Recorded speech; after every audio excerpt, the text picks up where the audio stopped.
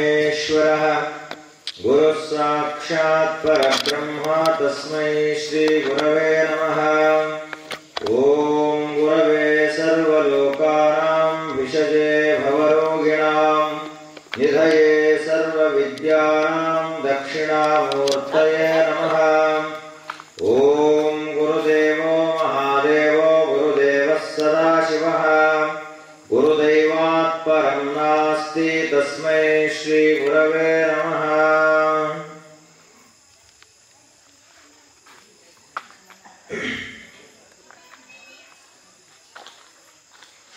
नमामि शमीशाननिर्वाणरूपं विभुं व्यापकं ब्रह्मवेदस्वरूपं निजं निर्गुणं निर्विकल्पं निरीहं चिदाकाशमाकाशवासं भजेऽहं निराकारमोङ्कारमूलं तुरीयं गिराज्ञानगोतीतमीशं गिरीशं करालं महाकालकालं कृपालं गुणागारसंसारपारं नतोऽहं तुषाराद्रिसङ्काशगौरं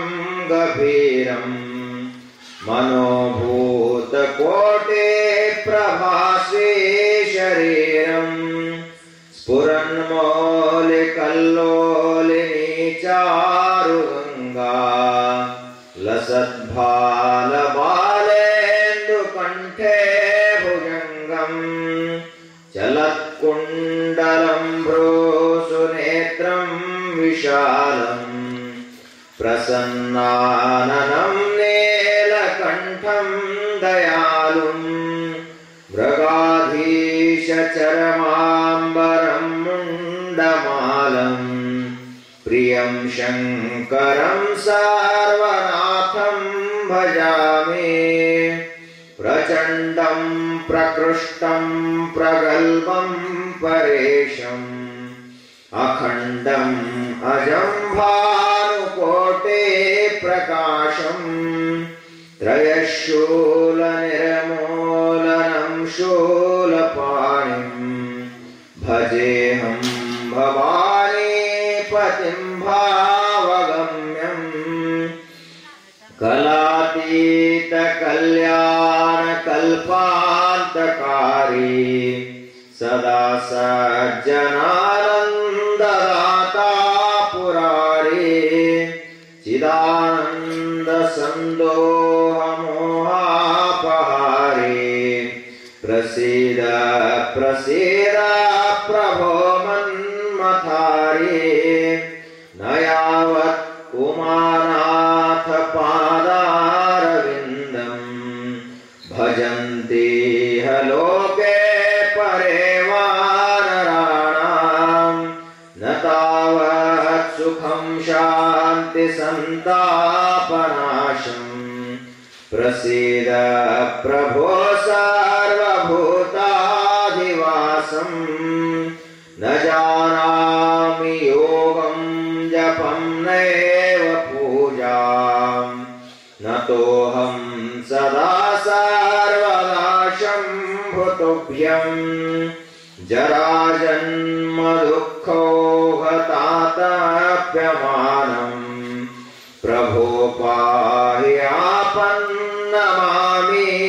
शम्भो रुद्राष्टकमिदं प्रोक्तं विप्रेण हरतोषये ये पठन्ति नरा भक्त्या तेषां शम्भुः प्रसीदति तेषां शम्भुः प्रसीदति।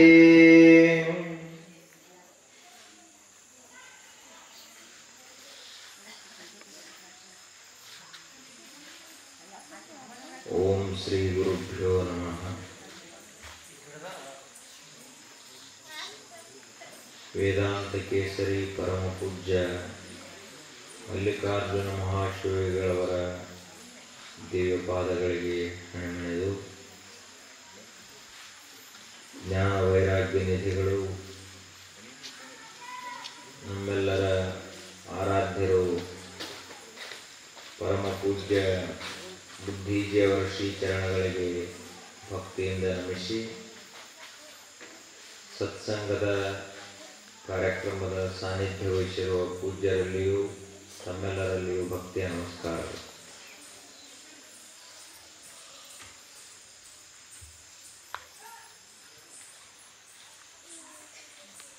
ಪ್ರತಿಯೊಬ್ಬ ಮನುಷ್ಯನಿಗೆ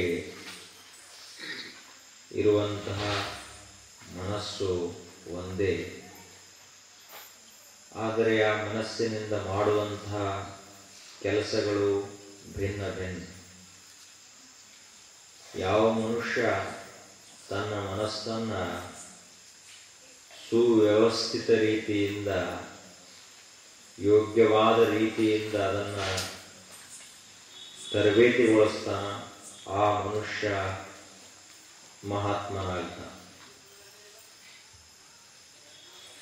ಮಹಾತ್ಮರೆಲ್ಲರೂ ಕೂಡ ತಮ್ಮ ಮನಸ್ಸಿನಲ್ಲಿರುವ ದೋಷಗಳನ್ನು ಸಂಪೂರ್ಣವಾಗಿ ಕಳೆದುಕೊಂಡವರು. ಎಲ್ಲಿಯವರೆಗೆ ಮನಸ್ಸಿನಲ್ಲಿ ದೋಷಗಳು ತುಂಬಿಕೊಂಡಿರ್ತಾವೋ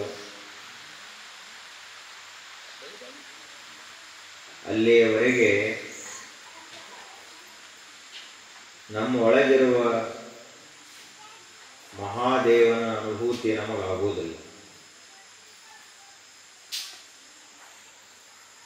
ಮಹಾತ್ಮರೆಲ್ಲರೂ ಸಾಧನಾ ಮಾಡಿದರು, ಬಹಳ ಕಠಿಣವಾದ ಸಾಧನೆಗಳನ್ನು ಮಾಡಿದರು, ತಪಸ್ಸನ್ನು ಮಾಡಿದರು, ಜಪ ಹಲವಾರು ರೀತಿಯ ಯೋಗಗಳನ್ನು ಅಭ್ಯಾಸ ಮಾಡಿದರು. ಶ್ರವಣ ಮನನ ನಿಧಿಧ್ಯಾಸ, ಭಕ್ತಿ ಯೋಗ, ಕರ್ಮಯೋಗ, ಧ್ಯಾನ ಯೋಗ, ಜ್ಞಾನ ಯೋಗ, ಎಲ್ಲ ರೀತಿಯ ಯೋಗಗಳನ್ನು ಆಧ್ಯಾತ್ಮಿಕ ಸಾಧನೆಗಳನ್ನು ಮಾಡಿದರು. ಏನದು ಸಾಧನೆ? ಎದಕ್ಕೆ ಮಾಡಿದರು ಸಾಧನೆ? ಸಿದ್ಧ ವಸ್ತುವನ್ನು ನಿರೂಪಿಸುವುದಕ್ಕಾಗಿ ಸಾಧನೆ ಮಾಡಲಿಲ್ಲ. ಇರುವಂತಹ ವಸ್ತುವನ್ನು ಅದನ್ನು ಐತಿ ಅಂತ ಸಿದ್ಧ ಮಾಡಲಿಕ್ಕೆ ಇದನ್ನು ಮಾಡಿಲ್ಲ ಸಾಧನೆ. ಆತ್ಮವಸ್ತು ಇದೆ ಅಂತ ಅವರು ಸಿದ್ಧ ಮಾಡಲಿಕ್ಕೆ ಹೋಗಿಲ್ಲ. ಅದು ಯಾವಾಗಲೂ ಇದ್ದೇ ಅದ. ಯಾವುದು ನಮ್ಮ ಮನಸ್ಸಿನಲ್ಲಿ ಹಲವಾರು ರೀತಿಯ ಕ್ಷೋಭೆಗಳನ್ನು ಉಂಟು ಮಾಡ್ತದನೋ ಆ ಅಜ್ಞಾನವನ್ನು, ಕಾಮಕ್ರೋಧಾದಿಗಳನ್ನು ಶಾಂತಗೊಳಿಸಿದರು. ಆ ಕ್ಷಣಕ್ಕವರು ತಮ್ಮೊಳಗಿರುವ ಸತ್ಯವನ್ನು ಅರಿತರು. ಎಲ್ಲಿಯವರೆಗೆ ನಮ್ಮ ಮನಸ್ಸಿನಲ್ಲಿ ರಾಗದ್ವೇಷಾದಿಗಳ ತಾಕಲಾಟ, ಕಾಮಕ್ರೋಧಾದಿಗಳ ವೇಗ, ಅಹಂಕಾರ ಮಮಕಾರಗಳ ಮೋಹ, ಸ್ವಾರ್ಥದ ಗಾಢವಾದ ಕತ್ತಲೆ ಆವರಿಸಿರ್ತದ, ಅಲ್ಲಿಯವರೆಗೆ ನಮಗೆ ಶಾಶ್ವತ ಶಾಂತಿ ಸಿಗುವುದಿಲ್ಲ. ನಮಗೆ ಸಿಗುವುದು ತಾತ್ಕಾಲಿಕ ಸೌಖ್ಯ, ಕ್ಷಣಿಕ ಸುಖ ಅಂತ ಕರೀತಾರೆ. ಸಾಸಿವೆಯಷ್ಟು ಸುಖಕ್ಕೆ ಸಾಗರದಷ್ಟು ದುಃಖ ನೋಡ, ಪ್ರಭುದೇವರು ಹೇಳಿದರು. ಪ್ರಪಂಚದೊಳಗೆ ಸುಖ ಸಾಸಿವೆ ಕಾಳಿನಷ್ಟದ, ಆ ಸಾಸಿವೆ ಕಾಳಿನಷ್ಟು ಸುಖದ ಹಿಂದೆ ಒಂದು ಸಾಗರದಷ್ಟು ದುಃಖ ಅಡಗಿದೆ. ಇದೇ ಪ್ರಪಂಚದಲ್ಲಿರುವ ಸುಖದ ರೀತಿ. ಪರಮಾರ್ಥದಲ್ಲಿ ಹಾಗಿಲ್ಲ. ಆತ್ಮನ ಲಕ್ಷಣದಲ್ಲಿ ಏನ್ ಹೇಳ್ತಾರ? ಸತ್ ಚಿತ್ ಆನಂದ. ಅದೇ ಆನಂದವೇ ಆತ್ಮನ ಲಕ್ಷಣ ಅದ. ಅಲ್ಲಿ ದುಃಖಕ್ಕೆ ಅವಕಾಶ ಇಲ್ಲ. ನಮಗೆ ಶರೀರದ ಪ್ರಜ್ಞಾ ಬಹಳ ಇರುವುದರಿಂದಾಗಿ ನಮಗೆ ದುಃಖ ಅನ್ನಿಸ್ತದ. ಮನಸ್ಸಿನಲ್ಲಿಯೇ ನಾವು ಬಹಳ ಹೊತ್ತು ಕಾಲ ಕಳೆಯುವುದರಿಂದ ನಮಗೆ ಮನಸ್ಸು ದುಃಖ ಕೊಡ್ತದ. ಬುದ್ಧಿಯನ್ನು ಬಳಸುವಂತಹ ವಿಜ್ಞಾನಿಗಳು ಕೂಡ ದುಃಖಿತರಾಗುತ್ತಾರೆ. ಯಾಕೆ ಹೀಗೆ ಅಂತ ಕೇಳಿದರೆ, ಅವರೆಲ್ಲರೂ ಕೂಡ ಈ ಶರೀರದೊಂದಿಗೆ ಬೆರೆತರು, ಮನಸ್ಸಿನೊಂದಿಗೆ ಬೆರೆತರು, ಬುದ್ಧಿಯೊಂದಿಗೆ ಬೆರೆತಾಗ ಅದರ ದುಃಖ ಅವರಿಗಾಯ್ತು. ಮಹಾತ್ಮರು ಮಾತ್ರ ಶರೀರ, ಮನಸ್ಸ, ಬುದ್ಧಿ ಎಲ್ಲದರಿಂದ ತಮ್ಮ ಮನಸ್ಸನ್ನ, ತಮ್ಮ ಪ್ರಜ್ಞಾಶಕ್ತಿಯನ್ನು ಹಿಂದಕ್ಕೆ ತೆಗೆದುಕೊಂಡಾಗ, ನಿವೃತ್ತಿಮುಖವಾದ ಧ್ಯಾನವನ್ನು ಮಾಡಿದಾಗ ಈ ಶರೀರ ಮಂಡಲ, ಮನೋಮಂಡಲ, ಬುದ್ಧಿಮಂಡಲ ಇವೆಲ್ಲವುಗಳನ್ನು ದಾಟಿದಾಗ ಆನಂದ ಸ್ವರೂಪದ ಸಾಕ್ಷಾತ್ಕಾರ ಮಾಡಿಕೊಂಡು, ಅಧ್ಯಾತ್ಮದ ದೊಡ್ಡ ಲಾಭ ಅಂದ್ರೆ ಇದೆ. ಶಾಶ್ವತವಾದ ಶಾಂತಿ, ಶಾಶ್ವತವಾದ ಆನಂದವನ್ನು ಪಡೆಯುವುದೇ ಅಧ್ಯಾತ್ಮದ ಗುರಿ. ಇದೇನೋ ಕಾಲ ಕಳೆಯುವಂತಹ ಒಂದು ಪುರಾಣವಲ್ಲ, ಅಥವಾ ಯಾವುದೋ ಒಂದು ಕಥಾನಕವಾಗಿರುವಂತಹ ಪ್ರವಚನ ಅಲ್ಲ. ಅಧ್ಯಾತ್ಮ ಅಂದ್ರೆ ಏನು? ಶಾಶ್ವತ ಶಾಂತಿಯ ಮಾರ್ಗ. ಯಾವ ಮನುಷ್ಯ ಪ್ರಪಂಚದಿಂದ ಬಹಳಷ್ಟು ಬಳಲಿ ತಾಪವನ್ನು ಹೊಂದಿ ಅತ್ಯಂತ ಚಿಂತಾಕ್ರಾಂತನಾಗಿ ಬಂದಿರ್ತಾನ, ಅಂಥ ಮನುಷ್ಯನನ್ನು ಕೂಡ ಸಂತನನ್ನಾಗಿಷ್ಟುವಷ್ಟು ಸಾಮರ್ಥ್ಯ ಅಧ್ಯಾತ್ಮದಲ್ಲಿದೆ. ಇಡೀ ಜಗತ್ತಿನ ಜನ ಎಲ್ಲ ನಮ್ಮನ್ನು ತಿರಸ್ಕಾರ ಮಾಡಿದ್ರು ಚಿಂತೆ ಇಲ್ಲ. ಆದ್ರೆ ನಮ್ಮ ಆತ್ಮ ಅದರ ಧ್ಯಾನದಲ್ಲಿ ನಾವು ಮುಳುಗಿದಾಗ ಲೋಕ ನಮ್ಮ ಜೊತೆ ಇದ್ರೂ ಅಷ್ಟೇ ಅದ, ಇರದೇ ಇದ್ರೂ ಅಷ್ಟೇ. ಯಾವ ಮನುಷ್ಯನಿಗೆ ಸರಿಯಾಗಿ ಈಜಲಿಕ್ಕೆ ಬರ್ತದನೋ ಅವನಿಗೆ ಯಾರು ಬೈದ್ರು ಅವನು ಈಜೆ ಈಸ್ತಾನ, ಯಾರು ಹೊಗಳಿದ್ರು ಅವನು ಈಜೆ ಈಸ್ತಾನ. ಅದಕ್ಕೆ ಈಸು ಕಲಿಬೇಕು ಮೊದಲು. ಆ ಬಳಿಕ ಜಗತ್ತಿನ ಜನ ಏನಂದ್ರೂ ಸಂಬಂಧ ಇಲ್ಲ, ಅವನಿಗೆ ನದಿ ದಾಟಿ ಹೋಗಿಬಿಡ್ತಾನ.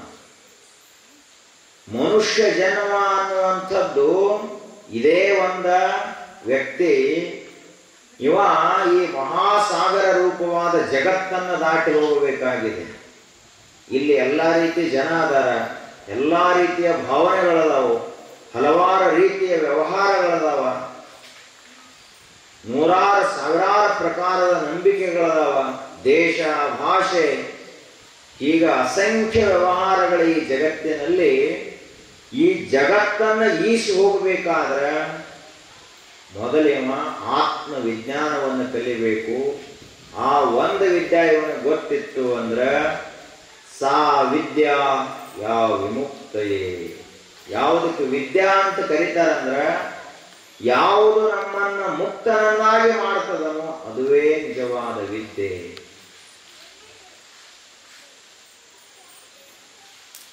ಅದರಂತೆಯೇ ಮಹರ್ಷಿಗಳೆಲ್ಲರೂ, ತಪಸ್ವಿಗಳೆಲ್ಲರೂ ಕೂಡ ಹೀಗೆ ಜೀವನವನ್ನು ಕಳೆದರು. ಜಾಗ್ರ ಸ್ವಪ್ನ ಸುಷುಪ್ತಿಯಲ್ಲಿ ಮತ್ತೊಂದ ನೆನೆದಡೆ ತಲೆದಂಡ ತಲೆದಂಡ. ಸತ್ಯವಲ್ಲದೆ ದೇವ ಮತ್ತೊಂದ ನುಡಿದಡೆ ತಲೆದಂಡ ತಲೆದಂಡ. ನೀವಲ್ಲದೆ ಅನ್ಯವ ನೆನೆದಡೆ ತಲೆದಂಡ ತಲೆದಂಡ ಕೂಡಲ ಸಂಗಮ ದೇವ. ಮಹಾತ್ಮರು ಅವರ ಮನಸ್ಸಿನ ಸ್ಥಿತಿ ಇದೆ. ಯಾವ ಮನುಷ್ಯ ಬರೀ ಮನಸ್ಸನ್ನು ಒಂದು ಏಕಾಗ್ರ ಮಾಡ್ತಾನ ಅವನಿಗೆ ಎಲ್ಲಾ ಸಿದ್ಧಿಗಳು ಪ್ರಾಪ್ತ ಆಗ್ತವೆ. ಯಾವಾತ ಈ ಮನಸ್ಸಿನ ಮೇಲೆ ಸಂಯಮವನ್ನು ಸಾಧಿಸ್ತಾನ ಅವನಿಗೆ ಜಗತ್ತಿನಲ್ಲಿ ಅಸಾಧ್ಯವಾದದ್ದು ಯಾವುದಿರುವುದಿಲ್ಲ.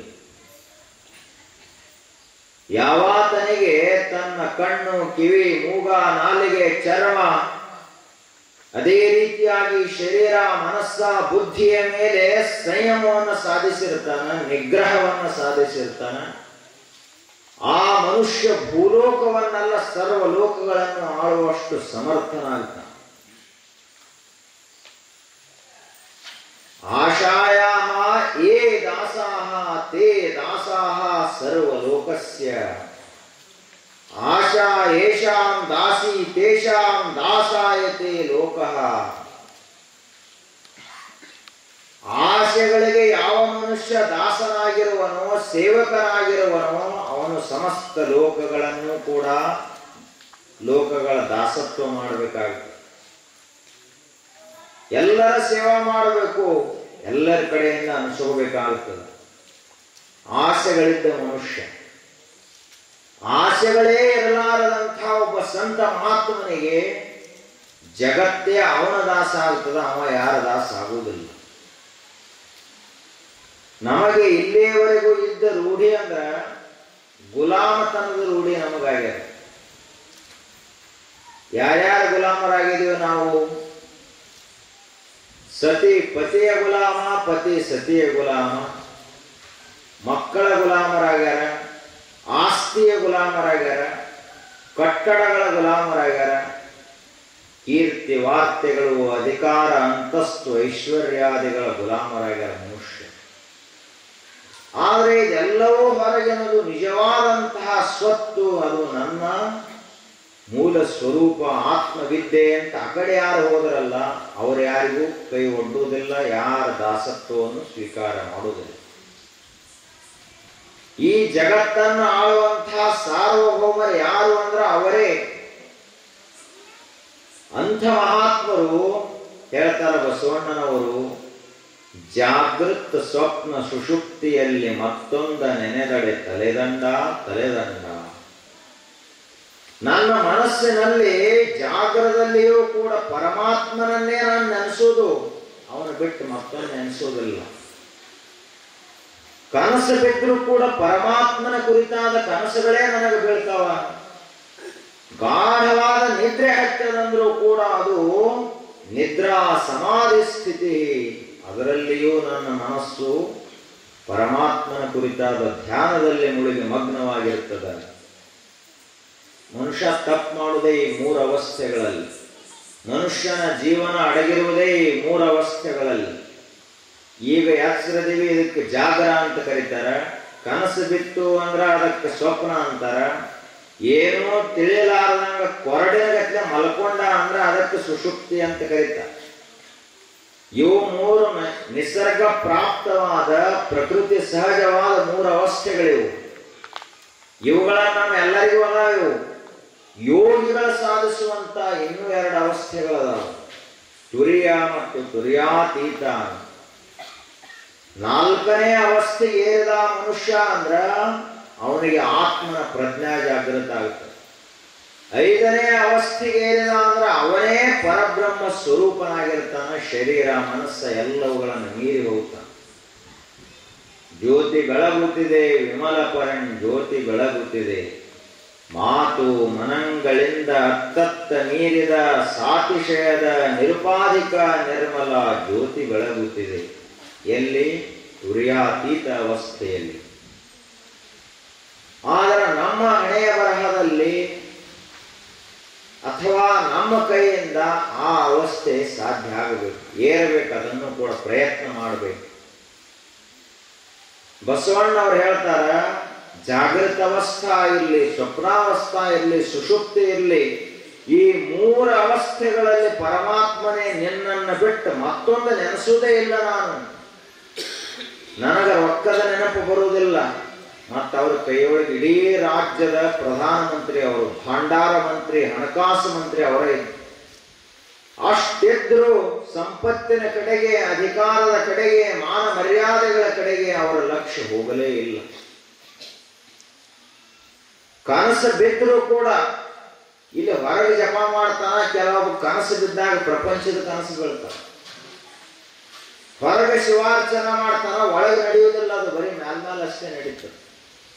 ಆದ್ರ ಮಹಾತ್ಮರು ಮಾತ್ರ ಜಾಗ್ರವಾಗಲಿ, ಸ್ವಪ್ನವಾಗಲಿ, ಸುಪ್ತಿಯಾಗಲಿ ಮೂರು ಅವಸ್ಥೆಗಳಲ್ಲಿಯೂ ತದೇಕ ಚಿತ್ತದಿಂದ ದೇವ ಧ್ಯಾನದಲ್ಲಿ ಮುಳುಗಿರ್ತಾರೆ. ಸತ್ಯವಲ್ಲದೆ ದೇವ ತಲೆದಂಡ ತಲೆದಂಡ. ಯಾವಾಗಲೂ ಕೂಡ ಇದೇ ಸತ್ಯ, ಸತ್ಯ ಮಾರ್ಗವನ್ನು ಬಿಟ್ಟು ನಾನು ಕದಲ್ನಿ ಅಂದ್ರೆ ನನಗೆ ನೀನು ಶಿಕ್ಷಾ ಮಾಡು ಅಂತ ಹೇಳ್ತಾರೆ. ಕೂಡಲ ಸಂಗಮ ದೇವ ನೀವಲ್ಲದೆ ಮತ್ತೊಂದ ನೆನೆದಡೆ ತಲೆದಂಡ ತಲೆದಂಡ. ಅಂದ್ರೆ ಅವರ ಮನಸ್ಸು ಎಷ್ಟು ಏಕಾಗ್ರವಾಗಿತ್ತು, ಎಷ್ಟು ಪರಿಶುದ್ಧವಾಗಿತ್ತು, ಎಷ್ಟು ದೇವನಲ್ಲಿ ಸಮರಸವಾಗಿತ್ತು. ಆದ್ದರಿಂದಲೇ ಅವರೆಲ್ಲರೂ ಮಹಾತ್ಮರಾದರು, ಜಗತ್ಪೂಜ್ಯರಾದರು. ಅದರಂತೆಯೇ ಋಷಿಮುನಿಗಳೆಲ್ಲರೂ ಅವರು ಹಾಗೆ ಹೆಸರುಗಳು ಉಪನಿಷತ್ ಕಾಲದಲ್ಲಿ ವೇದ ಕಾಲದಲ್ಲಿ ಇದ್ದದ್ದರಿಂದ ಅವರಿಗೆ ಋಷಿಗಳಂತ ಕರೆದು, ಅಲ್ಲಿಂದ ಮುಂದೆ ಬಂದಂಥ ಕೆಲವರಿಗೆ ಸಂತರು ಮಹಾತ್ಮರು ಅಂತ ಕರೆದು, ಆ ಬಳಿಕ 12ನೇ ಶತಮಾನದಲ್ಲಿದ್ದವರಿಗೆ ಶರಣರು ಅಂತ ಕರೆದು, 16ನೇ ಶತಮಾನದಲ್ಲಿ ಬಂದವರಿಗೆ ದಾಸರು ಅಂತ ಕರೆದು, ಮಹಾರಾಷ್ಟ್ರದಲ್ಲಿದ್ದಂಥವರಿಗೆ ಸಂತರು ಅಂತ ಕರೆದು. ಏನು ಕರೆದರೂ ಕೂಡ ಅವರ ಸ್ಥಿತಿ ಮಾತ್ರ ಒಂದೇ ಇರ್ತದೆ. ಹೀಗಾಗಿ ಅಂಥ ಮಹರ್ಷಿಗಳು ಕೂಡ ಅತ್ಯಂತ ಪರಿಶುದ್ಧ ಜೀವನದ ಮಹಾತ್ಮರು. ಅವರಲ್ಲಿ ಅಗ್ರಗಣ್ಯರಾದಂಥ ಮಹರ್ಷಿಗಳು ಅಷ್ಟಾವಕ್ರ ಮಹರ್ಷಿಗಳು. ಅಷ್ಟವಕ್ರ 8 ಕಡೆ ಅವರ ಶರೀರ ಮನದತ್ತು. ಅದಕ್ಕೆ ಅಷ್ಟವಕ್ರ, ಅಷ್ಟಾವಕ್ರ ಅನ್ನೋ ಹೆಸರು ಬಂತು, ಅನ್ವರ್ಥ ನಾಮ. ಒಂದು ಇದೇ ಭಾರತ ದೇಶದಲ್ಲಿ ಒಂದು ಪ್ರಾಂತದಲ್ಲಿ ಒಬ್ಬರು ಏಕಪಾದ ಅನ್ನುವ ಶ್ರೇಷ್ಠ ಮಹರ್ಷಿಗಳಿದೆ. ಭಾರತ ದೇಶ ಎಷ್ಟು ಪವಿತ್ರ ಅದ. ಧನ್ಯಾಸ್ತುತೆ ಭಾರತ ಭೂಮಿ ಭಾಗೆ, ಧನ್ಯಾಹ ತು ತೇ ಭಾರತ ಭೂಮಿ ಭಾಗೆ. ಯಾಕೆ ಅಂದ್ರೆ ಈ ಭರತ ಭೂಮಿಯಲ್ಲೇ ಎಲ್ಲ ಮಹಾತ್ಮರು ಅವತರಿಸಿದರು. ಒಬ್ಬ ಸೂರ್ಯ ಉದಯ ಆದ್ರನ ಜಗತ್ತಿನಲ್ಲಿ ಕತ್ತಲೆ ಉಳಿಯುವುದಿಲ್ಲ. ಸಹಸ್ರ ಸಂಖ್ಯೆಯಲ್ಲಿ, ಲಕ್ಷ ಸಂಖ್ಯೆಯಲ್ಲಿ ಸೂರ್ಯರು ಉದಯಿಸಿದಾಗ ಕತ್ತಲೆಗೆ ಅವಕಾಶ ಉಂಟೆ? ಮರೆವಿಗೆ, ಅಜ್ಞಾನಕ್ಕೆ, ಪ್ರಮಾದಕ್ಕೆ, ತಪ್ಪು ತಿಳುವಳಿಕೆಗೆ ಈ ದೇಶದಲ್ಲಿ ಅವಕಾಶ ಇದೆ. ಇಷ್ಟು ಜನ ಮಹಾತ್ಮರು ಅವತರಿಸಿದಾಗ ಅದರಂತೆಯೇ ಏಕಪಾದ ಮಹರ್ಷಿಗಳು ಆ ರೀತಿಯಾಗಿ ತಪಸ್ಸಿನಲ್ಲಿ, ವೇದಾಧ್ಯಯನದಲ್ಲಿ, ಶಾಸ್ತ್ರಾಧ್ಯಯನದಲ್ಲಿ, ಅಧ್ಯಾಪನದಲ್ಲಿ ತೊಡಗಿದ್ರು. ಒಬ್ಬ ಮನುಷ್ಯ ಬ್ರಹ್ಮಜ್ಞಾನಿ ಆಗಬೇಕಾದ್ರೆ ನಾವು 6 ಕರ್ಮಗಳನ್ನು ಮಾಡಬೇಕು. ಅಧ್ಯಯನ, ಅಧ್ಯಾಪನ, ಯಜನ, ಯಾಜನ, ದಾನ, ಪ್ರತಿಗ್ರಹ. ಇವು ಬ್ರಹ್ಮಜ್ಞಾನಿಯ ಕರ್ಮಗಳು. ಅವ ಇಷ್ಟು ಕೆಲಸ ಮಾಡ್ತಾನೆ. ಅಧ್ಯಯನ ಸ್ವತಃ ತಾನು ಆತ್ಮಜ್ಞಾನಿಯಾಗಿರುವುದು, ಸಕಲ ಶಾಸ್ತ್ರ ಗ್ರಂಥಗಳನ್ನು ಅಧ್ಯಯನ ಮಾಡುವುದು. ಅಧ್ಯಾಪನ, ಬಾವಿಗತ್ಲೆ ಆಗಬಾರದು ಮನುಷ್ಯ, ಹೊಳಿಗತ್ಲೆ ಆಗಬೇಕು. ಬಾವಿ ಹೆಂಗಿರ್ತೈತೆ ಅಂದ್ರೆ ನೀರು ಹೊರಗೆ ಬಿಡುವುದಿಲ್ಲ, ಅದು ಅಲ್ಲೇ ಇಟ್ಕೊಂಡು ಕೂಡುತ್ತೆ. ಆದ್ರೆ ಹೊಳೆ ಹಾಗಲ್ಲ, ಒಂದ ಚೆರಿಗೆ ನೀರಿರಲಿ ಅದು ಹರಿದ ಸಮುದ್ರಕ್ಕೆ ಹೋಗುತ್ತದೆ, ಎಲ್ಲಿ ನಿಲ್ಲುವುದಿಲ್ಲ. ಅಧ್ಯಾಪನ ಅಂದ್ರೆ ತಾನು ಏನು ಕಲಿತನೋ, ತಾನು ಏನು ಅನುಭವಿಸಿದನೋ ಆ ತತ್ವವನ್ನ ಇನ್ನೊಬ್ಬರಿಗೆ ಹೇಳುವುದು, ಶಿಷ್ಯರಿಗೆ. ಅದು ಅಧ್ಯಾಪನ. ಯಜನ, ಯಾಜನ, ಸ್ವತಃ ತಾನು ಯಜ್ಞ ಯಾಗಾದಿಗಳನ್ನು ಮಾಡುವುದು ಮತ್ತು ಯಜ್ಞ ಯಾಗಾದಿಗಳನ್ನು ಮಾಡಿಸುವುದು. ಯಜ್ಞ ಅಂದ್ರೆ ಬರೀ ಹೊರಗೆ ನಾವು ತುಪ್ಪ ಹಾಕಿ ಎಲ್ಲ ಸಾಮಗ್ರಿಗಳನ್ನು ಹಾಕಿ ಮಾಡುವುದು ಅಷ್ಟೇ ಯಜ್ಞ ಅಲ್ಲ. ದ್ರವ್ಯ ಯಜ್ಞ, ತಪೋ ಯಜ್ಞ, ಜ್ಞಾನ ಯಜ್ಞ, ಯೋಗ ಯಜ್ಞ, ಸ್ವಾಧ್ಯಾಯ ಯಜ್ಞಾನ ಯಜ್ಞಾಶ್ಚ ಯಥಯ ಸಂಸಿತ ವ್ರತಾ. ಯಜ್ಞಗಳಲ್ಲಿ ಹಲವಾರು ಪ್ರಕಾರಗಳದಾವ. ಪ್ರಾಣಾಯಾಮ ನಿರತನಾದಂತಹ ಒಬ್ಬ ಮಹರ್ಷಿ ತನ್ನ ಪ್ರಾಣ ಮತ್ತು ಅಪಾನ ಇವೆರಡು ವಾಯುಗಳನ್ನು ಕೂಡಿಸಿದಾಗ ಅವನಲ್ಲಿ ಅಂತರ್ಜ್ಯೋತಿಯೇ ಹೊಳೆದು ಬಿಡುತ್ತೆ. ಅದು ಒಂದು ಯಜ್ಞ. ಅದೇ ರೀತಿಯಾಗಿ ಇನ್ನೊಬ್ಬ ಮಹರ್ಷಿ ಸ್ವಾಧ್ಯಾಯ ಯಜ್ಞವನ್ನು ಮಾಡ್ತಾನೆ. ಕಣ್ಣು ಮುಚ್ಚಿ ಜಗತ್ತನ್ನು ಮರೆತು ತನ್ನಲ್ಲೇ ತಾನು ಮುಳುಗಿ ಏನು ಆತ್ಮ ಧ್ಯಾನದಲ್ಲಿ ಮುಳುಗುತ್ತಾನಲ್ಲ, ಅದು ಸ್ವಾಧ್ಯಾಯ ಯಜ್ಞ. ದಿನಂಪ್ರತಿಯಾಗಿ ವೇದ ಗ್ರಂಥಗಳು, ಶರಣರ ವಚನಗಳು, ದಾಸರ ಪದಗಳು ಇವುಗಳನ್ನು ಅಧ್ಯಯನ ಮಾಡ್ತಿದ್ದ ಮನೆಯಲ್ಲಿ ಅಂದ್ರೆ ಅದು ಸ್ವಾಧ್ಯಾಯ ಯಜ್ಞ. ಹೀಗ ಹಲವಾರು ಯಜ್ಞಗಳದಾವ. ಅಂತಹ ಯಜ್ಞಗಳಿಂದ ಮಹರ್ಷಿಗಳು ಅಷ್ಟು ಪವಿತ್ರ ಆದರು. ಜಪಯಜ್ಞ ಜಪಯೋಗ, ಪ್ರತಿದಿನವೂ ಜಪ ಮಾಡಬೇಕು. ಯಜ್ಞಾನಾಂ ಜಪಯಜ್ಞೋಸ್ಮಿ, ಇಷ್ಟು ಯಜ್ಞಗಳಲ್ಲಿ ಪರಮಾತ್ಮ ಜಪಯಜ್ಞದ ಸ್ವರೂಪನಾಗ್ಯಾನ. ಯಾಕಂದ್ರೆ ಜಪಯಜ್ಞದಲ್ಲಿ ತುಪ್ಪನೂ ಹಾಕುವುದಿಲ್ಲ, ಒಲೆನೂ ಹಚ್ಚುವುದಿಲ್ಲ, ಅಗ್ನಿನೂ ಇಲ್ಲ, ಯಜ್ಞ ಕುಂಡನೂ ಇಲ್ಲ, ಬ್ರಾಹ್ಮಣರೂ ಇಲ್ಲ, ಯಾರೂ ಇಲ್ಲ, ದಕ್ಷಿಣ ಇಲ್ಲ, ಏನೂ ಇಲ್ಲ. ಆದರೆ ಯಜ್ಞ ನಡೆದದ ಜಪರೂಪದಲ್ಲಿ. ಆಗ ಯಜನ ಯಾಜನ, ಸ್ವತಃ ತಾನು ಜಪ ಮಾಡುವುದು, ಇನ್ನೊಬ್ಬರಿಗೆ ಜಪ ಮಾಡ್ಲಿಕ್ಕೆ ಹಚ್ಚುವುದು ಯಜನ ಯಾಜನ. ದಾನ ಪ್ರತಿಗ್ರಹ, ಸ್ವತಃ ತಾನು ದಾನ ಮಾಡುವುದು, ಯಾರು ದಾನ ಕೊಡ್ತಾರಲ್ಲ ತಗೊಳ್ಳೋದು. ಇವು ಬ್ರಹ್ಮಜ್ಞಾನಿಯ ಕರ್ಮಗಳು 6. ಆಗ ಏಕಪಾದ ಮಹರ್ಷಿ ಆ ರೀತಿಯಾಗಿ ವೇದಾಧ್ಯಯನದಲ್ಲಿ ಮುಳುಗಿದ್ದ. ಸ್ವತಃ 100 ಜನ ಶಿಷ್ಯಂದರಿಗೆ ವೇದ ಪಾಠವನ್ನ, ಶಾಸ್ತ್ರ ಪಾಠವನ್ನು ಹೇಳ್ತಾ ಇದ್ದ. ಹೀಗಿರಲಾಗಿ ದಿನಾಲು 16 ತಾಸು 18 ತಾಸು ಮಕ್ಕಳಿಗೆ ಪಾಠ ಮಾಡುವುದರಲ್ಲೇ ಸಮಯ ಹೋಗ್ತಿರ್ತಾವ. ಅಷ್ಟು ಅಧ್ಯಯನದಲ್ಲಿ, ಅಧ್ಯಾಪನದಲ್ಲಿ ಮುಳುಗಿದ್ದ ಮಹರ್ಷಿ. ಹೀಗಿರ್ಲಿಕ್ಕಾಗಿ ಒಂದು ದಿನ ಋಷಿ ಯಾವಾಗಲೂ ಕೆಲವೊಬ್ಬರಲ್ಲಿ ಕೆಲವೊಂದು ದೋಷಗಳು, ಅವಸರದಲ್ಲಿ ಕೆಲವೊಂದು ಮಂತ್ರಗಳನ್ನು ತಪ್ಪಾಗಿ ಉಚ್ಚಾರ ಮಾಡ್ತಾ ಇದ್ದ ಮಹರ್ಷಿ. ಕಲಿಸುವ ಮುಂದೆ ಮಕ್ಕಳಿಗೆ ಕಲಿಸುವವರು ಬಹಳ ಜಾಣರಿರಬೇಕಾಗುತ್ತದೆ. ಶಿಕ್ಷಕರು, ಅಧ್ಯಾಪಕರು, ಪ್ರಾಚಾರ್ಯರು, ಆಚಾರ್ಯರು. ಇವರು 1 ಹೆಜ್ಜೆ ತಪ್ಪಿಟ್ರು ಅಂದ್ರೆ ಅಲ್ಲಿ 1000 ಹುಡುಗರು ಹೆಜ್ಜೆ ತಪ್ಪಿಡ್ತಾವ.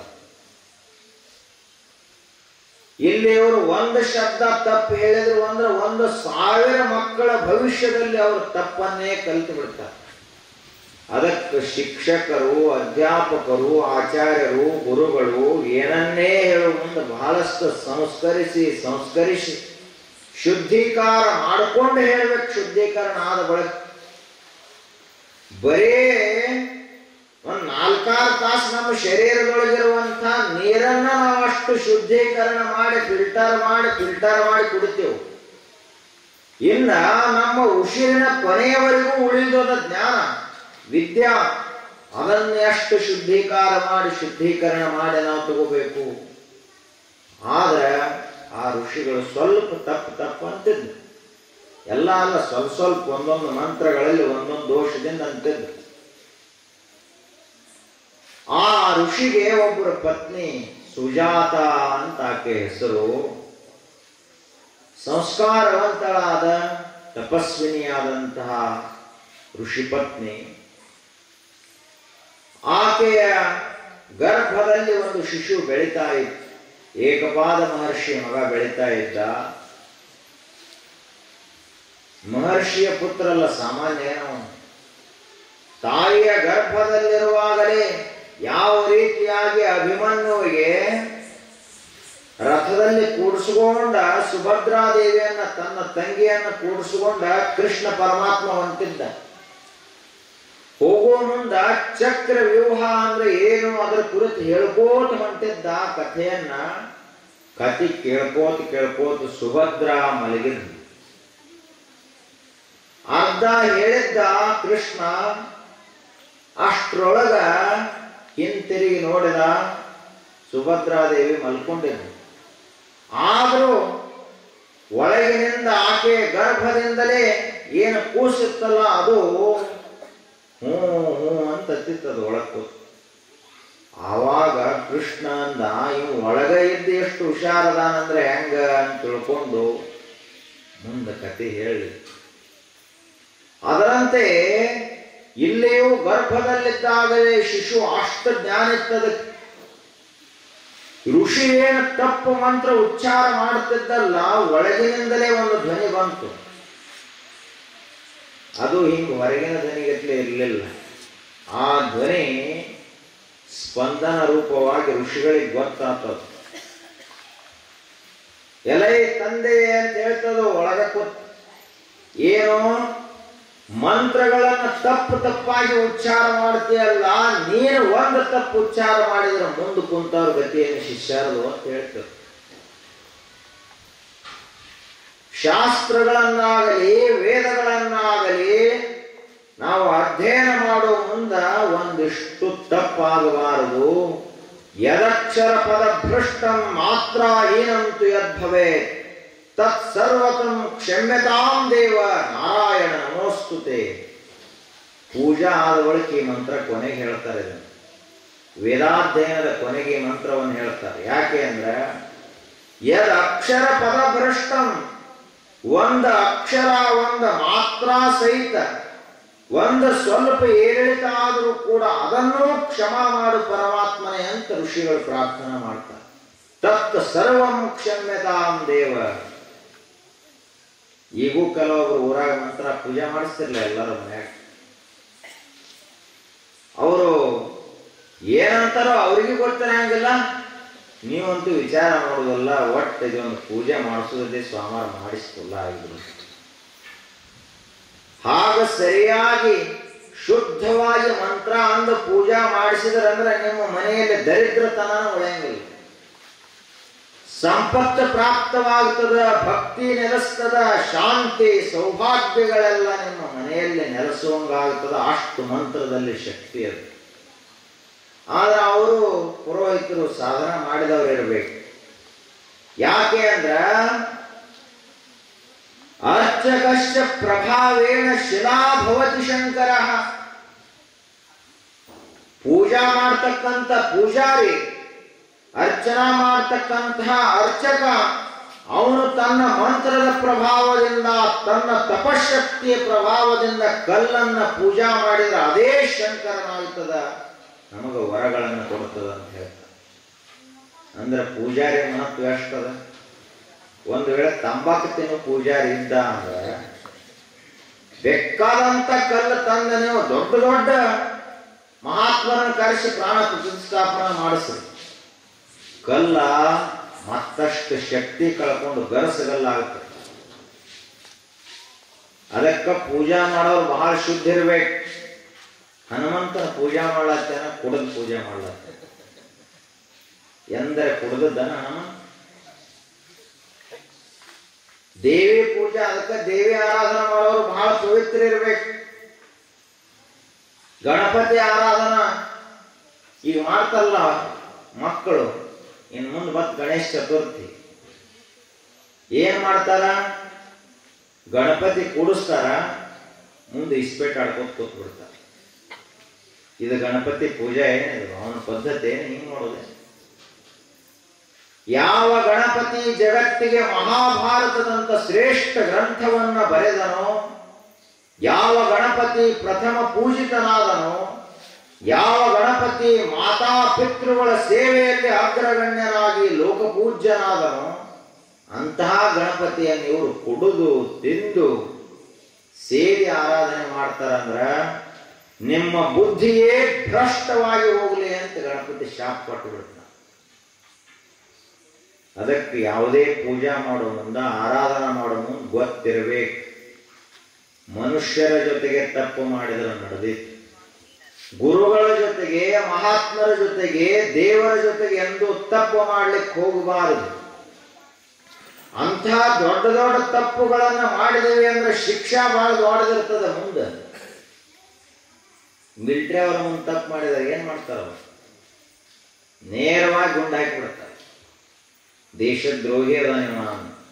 ಹಾಗೇ ಅದು ಒಳಗಿಂದ ಹೇಳ್ತದ ಹುಡುಗ, ಕೂಸು ಹೇಳ್ತದು, ತಂದೆಯೇ ಇಷ್ಟೆಲ್ಲ ವಿದ್ಯಾರ್ಥಿಗಳ ಜೀವನ ಹಾಳು ಮಾಡ್ತಾ ಇದ್ದೀಯ ನೀನು, ಮಂತ್ರಗಳನ್ನ ತಪ್ಪು ಉಚ್ಚಾರ ಮಾಡಲಾಗ್ತದೆ ಅಂತ ಹೇಳ್ತದೆ. ಹೇಳಿದ ತಕ್ಷಣ ಋಷಿನೂ ತಪಸ್ವಿ ಸಿಟ್ಟು ಬರ್ತವನಿಗೆ. ನಿಮಗೂ ಸಿಟ್ಟು ಬರ್ತೈತಿ. ಯಾವಾಗ ನಿಮ್ಮ ಮಕ್ಕಳು ನಿಮಗೆ ಎದುರು ಮಾತಾಡ್ತಾರಲ್ಲ, ಇಟ್ಟು ತಿಳಿಯಂಗಿಲ್ಲ ನಿನಗೆ. ಅವ್ರ ಅಂದ್ರ ಬೆಳೆದಂತಮ್ಮ ನನ್ನಕ್ಕಿಂತ ಎತ್ತರ ನೀವು ಅಂತೀರಿ. ಆಗ ಅವ್ರ ಅಪ್ಪಗೆ ಸಿಟ್ಟು ಬಂತು.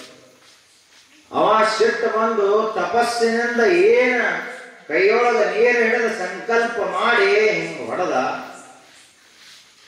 ಈಗ ನೀನು ನನಗಿಷ್ಟು ತಪ್ಪು ತೆಗಿಲಾಗ್ತಿದೆ ಅಂದ ಬಳಕೆಯನ್ನು ಮುಂದೆ ಅಷ್ಟು ನೀನು ನಾನು ತಪ್ಪು ತೆಗಿಬಾರದು. ಏನ ಇಟ್ಟ ಮರ್ಯಾದೆ, ಈಗ ಎಷ್ಟು ನೀ ತಪ್ಪು ತೆಗಿತಿ. ಅದಕ್ಕ ಋಷಿಗಳ ಶಾಪ ಕೊಟ್ಟರು, ಯಾವ ತಪ್ಪನ್ನು ನೀನು ನನ್ನಲ್ಲಿ ತೆಗೆದದೆಲ್ಲ ನಿನ್ನ ಶರೀರವನ್ನು ನೋಡೇ ಜಗತ್ತನಗುವಂಗಾಗಲಿ, ಅಷ್ಟ ವಕ್ರನಾಗಲಿ ನಿನ್ನ ಶರೀರ ಅಂತ ಶಾಪ. 8 ಮಣತ ಮನೇಲಿ ಶರೀರ, ಒಂದ ಅಲ್ಲ ಎರಡ ಅಲ್ಲ. ಕೈನೂ ಒಂದು ನಮನೆ ಆಗಲಿ, ಕಾಲು ಒಂದು ನಮನೆ ಆಗಲಿ, ಹೊಟ್ಟಿ ಬೆನ್ನ ಎಲ್ಲ 8 ರೀತಿ ಮನೇಲಿ. ಹಿಂಗ ಒಂದು ಹೆಜ್ಜೆ ಇಟ್ಟೆ ಅಂದ್ರೆ ಶರೀರ 8 ರೀತಿ ಅಲಗಾಡ್ಬೇಕ. ಹಂಗಾಗ್ಲಿ ಅದು ಶಾಪ ಕೊಟ್ಟು. ಋಷಿಯ ಶಾಪ ಹುಸಿ ಹೋಗುವುದಿಲ್ಲ. ಅದರಂತೆ ಹುಡುಗ 8 ವಕ್ರಾಗಿ ಹುಟ್ಟಿತು ಮನ್ಯಾಗ. ಯಾರ ಮಗ? ಏಕಪಾದ ಋಷಿಯ ಮಗ. ಅವಾಗೇನೋ ಸಿಟ್ಟಿನಾಗ ಹಂಗ ಶಾಪ ಕೊಟ್ಟ. ಮುಂದೆ ಪಶ್ಚಾತ್ತಾಪಾತ ಋಷಿ. ನೀವು ಸಣ್ಣ ಮಕ್ಕಳಿಗೆ ಏನಾದ್ರೂ ತಪ್ಪು ಮಾಡಿದ್ದು ಅಂದ್ರೆ ಶಿಕ್ಷಾ ಕೊಡ್ಲಕ್ಕೆ ಹೋಗ್ಬಾರ್ದು. ಅವತ್ತೊಂದು ದಿವಸ ಮೌನ ವ್ರತದಾಗಿರ್ಬೇಕು. ಯಾಕಂದ್ರ ಸಿಟ್ಟಿನಲ್ಲಿ ಕೊಯ್ಕೊಂಡ ನಾಲಿಗೆ ಹೊಳೆ ಬರುವುದಿಲ್ಲ.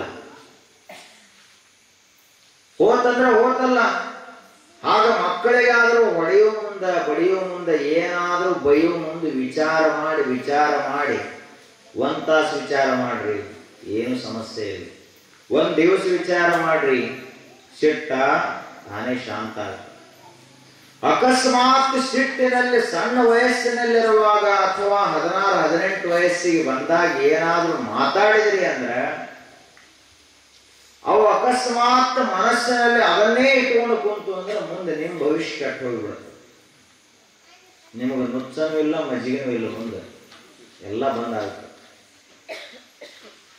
ಅದರಂತೆಯೇ ಋಷಿಗೆ ಪಶ್ಚಾತ್ತಾಪ ಆಯಿತು. ಆ ಬಳಿಕ ಮನೆಯಲ್ಲಿ ಬಡತನ ಬಹಳ. ಅವರ ಹೆಂಡತಿ ಸುಜಾತ ಹೇಳಿದ್ಲು, ಅಲ್ರಿ ಇಷ್ಟು ಬಡತನದ, ಇಲ್ಲೇ ಜನಕ ಮಹಾರಾಜರು ಬಹಳ ದೊಡ್ಡ ದಾನ ಧರ್ಮಶೀಲರು, ಅವ್ರ ಕಡೆಗೆ ಹೋಗಿ ನೀವು ಹೇಗೋ ಶ್ರೇಷ್ಠ ಬ್ರಹ್ಮ ವಿದ್ಯಾ ಕಲ್ತವರದಿರಿ, ಹೋಗಿ ಸ್ವಲ್ಪ ಏನಾದ್ರೂ ದಾನವನ್ನು ಕೇಳಿ ಬರ್ರಿ ಅಂತ ಕಳಿಸಿದ್ರು. ಹೋದ. ಜನಕ ಮಹಾರಾಜನಿಗೆ ತನ್ನ ವಿನಂತಿಯನ್ನು ಮಾಡಿದ. ಆಗ ಜನಕ ಮಹಾರಾಜ ಹೇಳಿದ, ಋಷಿಗಳೇ ನೀವು ಹೇಳೋದು ಸರಿಯದ, ಆದ್ರೆ ನಿಮಗೆ ದಾನ ಮಾಡಬೇಕಾದ್ರೆ ನಿಮ್ಮಲ್ಲಿ ಏನು ವಿದ್ಯೆ ಅದ ನನಗೆ ಗೊತ್ತಾಗಬೇಕಲ್ಲ. ಎದಕ್ಕೆ ಕೊಡ್ಬೇಕು? ಸುಮ್ಮ ಕೊಡಬಾರ್ದು. ಏನಾದರೂ ಅಂಥ ಯೋಗ್ಯವಾದ ದಾನ ಕೊಡಬೇಕಾದ್ರೆ ನಮ್ಮಲ್ಲಿಯೂ ಪಾತ್ರತಾ ಬೇಕಾಗುತ್ತದೆ, ಯೋಗ್ಯತಾ ಬೇಕು. ನಿಮ್ಮಲ್ಲಿ ಯಾವ ವಿದ್ಯೆ ಕಲ್ತರಿ, ಯಾವ ವೇದಾಂಗವನ್ನು ಕಲ್ತರಿ ಅದನ್ನೆಲ್ಲ ಹೇಳ್ರಿ ಅಂತಂದ್ರೆ ಅವರು. ನಾನು ಹೇಳ್ತೇನೆ ಅಂತಂದ್ರೆ ಅವರು. ಅದರಂತೆಯೇ ವರುಣ ಪುತ್ರನಾದ ವಂದಿ ಎನ್ನುವ ಪಂಡಿತ ಇದ್ದ. ಅವನನ್ನು ಕರೆದು ಜನಕ ಮಹಾರಾಜ. ಎಲ್ಲ ಪಂಡಿತರೆಲ್ಲ ಕುಂತಿದ್ರು, ದೊಡ್ಡ ದೊಡ್ಡ ಜ್ಞಾನಿಗಳು ಕುಂತಿದ್ರು. ಇವರಿಬ್ಬರ ಚರ್ಚಾ ನಡೀತು. ಏಕಪಾದ ಋಷಿ ಮತ್ತು ವಂದಿ ಪಂಡಿತ ನಡೀತು. ಚರ್ಚೆ ನಡೆದಾಗ ವರುಣನಿಂದ ಕೃಪಾಪಾತ್ರನಾದಂತಹ ಮಗ ಅವನು ವಂದಿ ಪಂಡಿತ. ಸ್ವಲ್ಪ ಹೊತ್ತ ಚರ್ಚೆ ನಡೆಯುವುದರೊಳಗಾಗಿ ಏಕಪಾದ ಋಷಿಯನ್ನು ಸೋಲಿಸಿಬಿಟ್ಟು. ಸೋಲಿಸಿದಾಗ ನೇಮೇನಿತ್ತು, ಯಾರು ಸೋಲ್ತಾರಲ್ಲ ಅವರು ನೀರಿನಲ್ಲಿ ಕೂಡಿರ್ಬೇಕು. ಅದು ಶಿಕ್ಷೆ ಇತ್ತವಾಗ. ಅದರಂತೆ ಇವರು ಹೋಗಿ ನದಿ ನೀರಿನಲ್ಲಿ ಕುಂತರು. ಆ ಬಳಿಕ ಮನೆಗೆ ಬರಲೇ ಇಲ್ಲ. ಎಷ್ಟು ದಿವಸ ನೋಡ್ತಾಳ ಪಾಪ ತಾಯಿ. ಆ ಸಣ್ಣ ಮಗುವನ್ನು ತಗೊಂಡು ತವರು ಮನೆಗೆ ಹೋದ. ಅವರು ಆಕೆ ತಂದೆ ಹೆಸರು ಉದ್ದಾಲಕ ಮಹರ್ಷಿಗಳು. ಅವರಿಗೆ ಒಬ್ಬ ಮಗ ಇದ್ದ ಸಣ್ಣವ, ಶ್ವೇತಕೇತು ಅಂತ ಅವನ ಹೆಸರು. ಅವರಿದ್ರು. ಮತ್ತೆ ಇವನು ಕೂಡ ಅಷ್ಟಾವಕ್ರನು ಸಮ ವಯಸ್ಸು. ಶ್ವೇತಕೇತು ಮತ್ತು ಅಷ್ಟಾವಕ್ರ ಇಬ್ರು. ಅವರಿಬ್ಬರಿಗೂ ಉದ್ದಾಲಕ ಮಹರ್ಷಿಗಳು, ಬಹಳ ದೊಡ್ಡ ಜ್ಞಾನಿಗಳು. ಅವರು ಉಪದೇಶ ಮಾಡ್ತಿದ್ರು, ಶಾಸ್ತ್ರ ಕಲಿಸ್ತಿದ್ರು. ನಡೀತು. 8-10 ವರ್ಷದವರಾದರೂ ಸಾಮಾನ್ಯವಾಗಿ ಮನೆಯಲ್ಲಿ 2 ಮಕ್ಕಳಿದ್ದು ಅಂದ್ರೆ ಯಾವಾಗ ಜಗಳಾಡ್ತಾ ಗೊತ್ತಾಗುವುದಿಲ್ಲ. ಜಗಳಾಡ್ತಾ ಇವ ಅಷ್ಟಾವಕ್ರನೇ ಗೊತ್ತಿಲ್ಲ, ತನ್ನ ತಂದೆ ಯಾರದಾರ ಏನದಾರ ಅಂತ ಗೊತ್ತಿಲ್ಲ. ಯಾಕಂದ್ರೆ ಹುಟ್ಟಿನಿಂದಲೇ ಅಲ್ಲೇ ಅಜ್ಜನ ಮನೆಯೊಳಗೆ ಬೆಳೆದಿದ್ದ. ಅಲ್ಲಿಂದ ಅವ ಶ್ವೇತಕೇತು ಉದ್ದಾಲಕ ಮನೆಯ ಮಗ ಒಂದ್ ದಿವ್ಸ ಜಗಳ ಬಂದ ಅಂದ, ನಮ್ಮ ಮನ್ಯಾಗ ಯಾಕದೀಪ ನಿಮ್ಮ ಅಪ್ಪನ ಕಡೆ ಹೋಗ್ನಿ, ನಿನ್ನ ಮನೆ ಬೇರೆ ಹೋಗ್ನಿ ಅಂತಂದ. ಜಗಳಾಡ್ದ ಅಂದ ಕೂಡಲೇ ಹುಡುಗನಿಗೆ ಮನಸ್ಸಿಗೆ ಹೆಚ್ಚು ಮಾತು. ಅಳ್ಕೋತ ತಾಯಿಯ ಕಡೆಗೆ ಬಂದ, ಕೇಳಿದ. ಅವ ಏನ್ ತಿಳ್ಕೊಂಡಿದ್ದ ಇಲ್ಲಿ ತನಕ ಉದ್ದಾಲಕ ಮುನಿನ ತನ್ನ ತಂದೆ ಶ್ವೇತಕೇತು ತನ್ನ ಅಣ್ಣ ಇದ್ದಂಗ ತಿಳ್ಕೊಂಡಿದ್ದ ಅಷ್ಟಾವಕ್ಕ. ಆದ್ರ ಅದೆಲ್ಲ ಇರಲಿಲ್ಲ, ಬೇರೆನೇ ಇತ್ತು. ತಾಯಿಯನ್ನು ಕೇಳಿದ. ತಾಯಿ ಹೇಳಿದ್ಲು, ನೋಡಪ್ಪ, ನೀನು ಇನ್ನೂ ಗರ್ಭದಲ್ಲಿರುವಾಗಲೇ ಆ ಜನಕ ಮಹಾರಾಜನ ಕಡೆಗೆ ಹೋದಂತಹ ಶಾಸ್ತ್ರಾರ್ಥಕ್ಕಾಗಿ ಹೋದಂತ ನಿಮ್ಮ ತಂದೆ ಹೊಳ್ಳಿ ಬಂದಿಲ್ಲ, ವಾದದಲ್ಲಿ ಸೋತು ಅಲ್ಲೇ ನೀರಿನಲ್ಲಿ ಕುಂತಾರ ಅಂತ ಹೇಳಿದ್ರು. ಹಾಗಾದ್ರ ನಮ್ಮ ತಂದೆಯನ್ನ ಕರೆದುಕೊಂಡು ಬರ್ಲಿಕ್ಕೆ ನಾನು ಹೋಗ್ತೇನೆ ಅಂತ ಹೇಳಿದ ಅಷ್ಟಾವಕ್ಕ. ಅದರಂತೆ ಅವ ಜಗಳಾಡಿದ್ದ ಶ್ವೇತಕೇತು ಆದ್ರೂ ಮತ್ತಿಬ್ರು ಕೂಡಿ ಜನಕ ಮಹಾರಾಜನ ಅರಮನೆಗೆ ಹೋದ. 8 ವರ್ಷದವರಿದ್ರು, ಅವ್ರು ಬಹಳ ದೊಡ್ಡವರು ಇರ್ಲಿಲ್ಲ. 8 ವರ್ಷದವರಿದ್ರು. ದ್ವಾರ ಬಾಗಿಲಿಗೆ ಬಂದು ನಿಂತರು ಜನಕ ಮಹಾರಾಜನ ದ್ವಾರ ಬಾಗಿಲಿಗೆ. ದ್ವಾರ ಪಾಲಕರಿಬ್ಬರಿದ್ರು. ಅವರು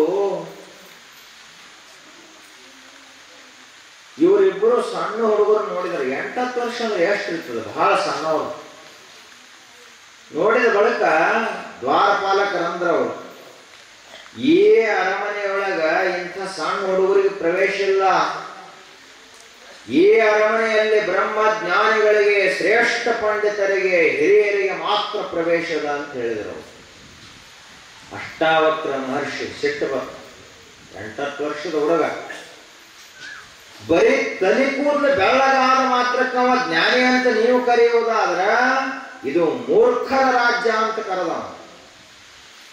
ಬಾಲಾದಪಿ ಸುಭಾಷಿತಂ ಗ್ರಾಹ್ಯಂ.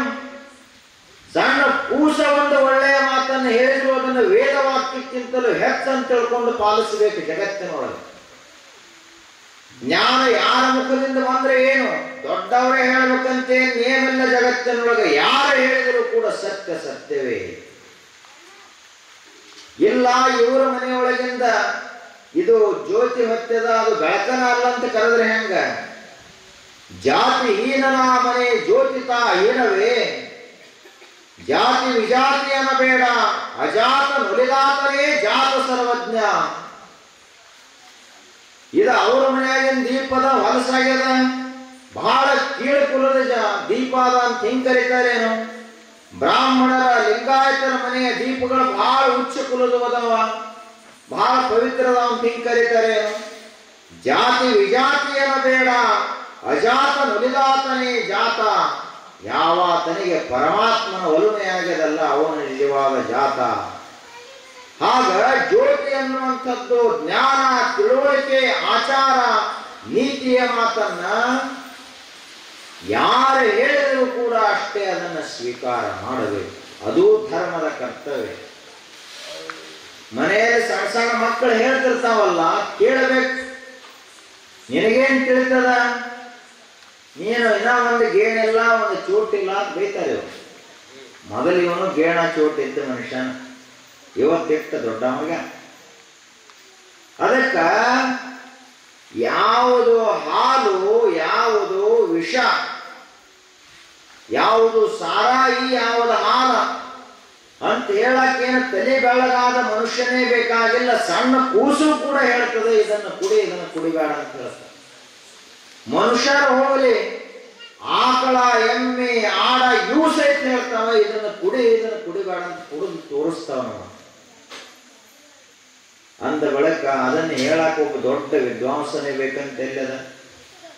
ಅಷ್ಟಾವಕ್ರ ಮಹರ್ಷಿ ಹೇಳಿದ, ಯಾವ ರಾಜ್ಯದಲ್ಲಿ ಬರೀ ವಯಸ್ಸಿನ ಆಧಾರದ ಮೇಲಿಂದ ಜ್ಞಾನವನ್ನು ಅಳಿತಾರಲ್ಲ ಅದು ಅಜ್ಞಾನಿಗಳ ರಾಜ್ಯ ಅಂತ ಕರೆದ.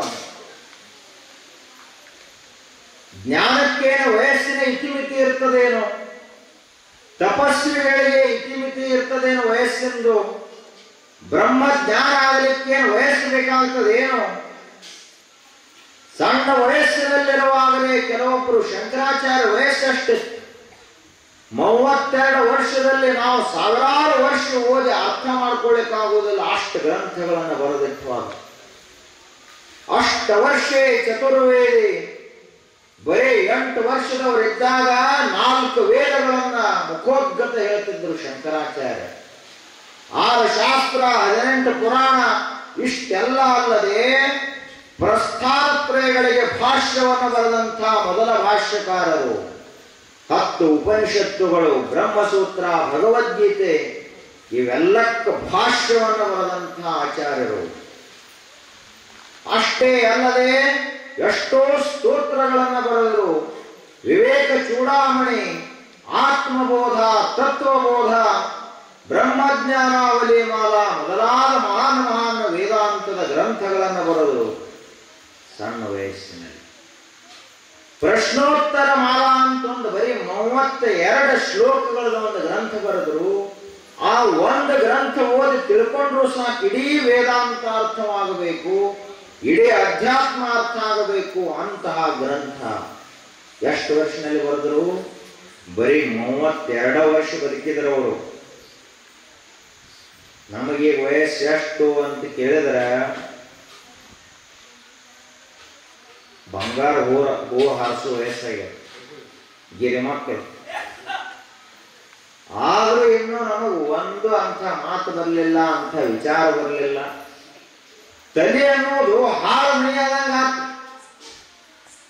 ಯಾವ ತಲೆಯಲ್ಲಿ ಆತ್ಮಜ್ಞಾನದ ಪ್ರಕಾಶದ ದೀಪ ಉರಿಬೇಕಾಗಿತ್ತು, ಆ ತಲೆಯಲ್ಲಿ ಬರೀ ಏನು ಓಡಾಡಿದವು? ಗೂಗೆಗಳು, ಕಾಗೆಗಳು, ಹದ್ದುಗಳು ಓಡಾಡಿದವು ಬರೀ. ಎಂಥ ಜೀವನ ನಮ್ಮದು, ಅವರದೆಂಥ ಜೀವನ. ಆ ಬಳಿಕ ದ್ವಾರಪಾಲಕರಿಗೆ ಅಂಜಿಕ ಹೋಗಿ ಜನಕ ಮಹಾರಾಜನ ಹತ್ರ ಹೇಳಿದ್ರು, ಹಿಂಗೆ ಇಬ್ಬರು 10-12 ವರ್ಷದವರು, 8-10 ವರ್ಷದವ್ರು ಇಬ್ಬರು ಬಾಲಕರು ಬಂದಾರ. ಅವರನ್ನು ನೋಡಿದ್ರನ ಅನಿಸ್ತದೆ ಇವರು ತೇಜಸ್ವಿಗಳದಾರ, ಬ್ರಹ್ಮ ವರ್ಚಸ್ಸನ್ನು ಹೊಂದ್ಯಾರ, ಇವರಲ್ಲಿ ಅಪ್ರತಿಮವಾದಂಥ ಬ್ರಹ್ಮ ಜ್ಞಾನದ ತೇಜ ಅಡಗ್ಯದ, ಅಂಥ ವಿದ್ಯಾ ಸಾಮರ್ಥ್ಯ ಅಡಗಿದೆ. ಅದಕ್ಕೆ ಅವರನ್ನು ಒಳಗೆ ಕರ್ಕೊಂಡ್ ಬರ್ಲೇನು ಅಂತ ಕೇಳಿದ್ರು. ಆಗ ರಾಜ ಹೇಳಿದ, ವಯಸ್ಸಿಗೇನ ಜ್ಞಾನದ ಇತಿಮಿತಿಗಳಿಲ್ಲ. ಯಾವ ಮನುಷ್ಯನ ಮುಖದಿಂದ ಪವಿತ್ರವಾದ ಶಬ್ದಗಳು ಬರ್ತಾವಲ್ಲ ಅವರನ್ನು ನಾನು ಗುರು ಅಂತ ಸ್ವೀಕಾರ ಮಾಡ್ತೇನೆ, ಕರ್ಕೊಂಬಾ ಅಂತ ಹೇಳಿ. ಅದರಂತೆ ಕರ್ಕೊಂಡು ಬಂದರು. ರಾಜ ಬಹಳ ಧರ್ಮಾತ್ಮ. ಜನಕ ಮಹಾರಾಜಂದ್ರೆ ಸಾಮಾನ್ಯ ಅಲ್ಲ, ಧರ್ಮರ್ಷಿ, ರಾಜರ್ಷಿ. ಅದರಂತೆ ಆ ಇಬ್ಬರು ಸಣ್ಣ ಸಣ್ಣ ಬಾಲಕರಿಗೆ ನಮಸ್ಕಾರ ಮಾಡಿದರು. ಹಾಗೆ ಪದ್ಧತಿಯಾದ ಜ್ಞಾನಕ್ಕೆ ವಯಸ್ಸು ಅನ್ನುವಂಥದ್ದೆಲ್ಲ ನಿಮ್ಮ ಮನೆಯಲ್ಲಿ ಇದು ಪ್ರತ್ಯಕ್ಷ ಆದದ್ದು. ಸ್ವತಃ ಶಂಕರಾಚಾರ್ಯರು ತಮ್ಮ ತಾಯಿಗೆ ತತ್ವಬೋಧ, ಆತ್ಮಬೋಧವನ್ನು ಉಪದೇಶ ಮಾಡಿ ಆಕೆಗೆ ಮುಕ್ತಿಯನ್ನು ಕೊಟ್ಟರು. ಸ್ವತಃ ಕಪಿಲ ಮಹರ್ಷಿ ತನ್ನ ತಾಯಿಯಾದಂಥ ದೇವಹೂತಿಗೆ ಸಾಂಖ್ಯ ಶಾಸ್ತ್ರವನ್ನು ಉಪದೇಶ ಮಾಡಿ ಮುಕ್ತಿಯನ್ನು ಕೊಟ್ಟರು. ತಮ್ಮನಾದಂಥ ನಾರದ ಮಹರ್ಷಿಗೆ ಸನಕಾದಿ ಮಹರ್ಷಿಗಳು ಬ್ರಹ್ಮವಿದ್ಯೆಯನ್ನು ಉಪದೇಶ ಮಾಡಿದರು. ಹೆಂಡತಿಯಾದ ಮೈತ್ರಾದೇವಿಗೆ ಯಾಜ್ಞವಲ್ಕ್ಯ ಮಹರ್ಷಿಗಳು ಬ್ರಹ್ಮವಿದ್ಯೆಯನ್ನು ಉಪದೇಶ ಮಾಡಿದರು. ಬೃಹದಾರಣ್ಯಕ ಉಪನಿಷತ್.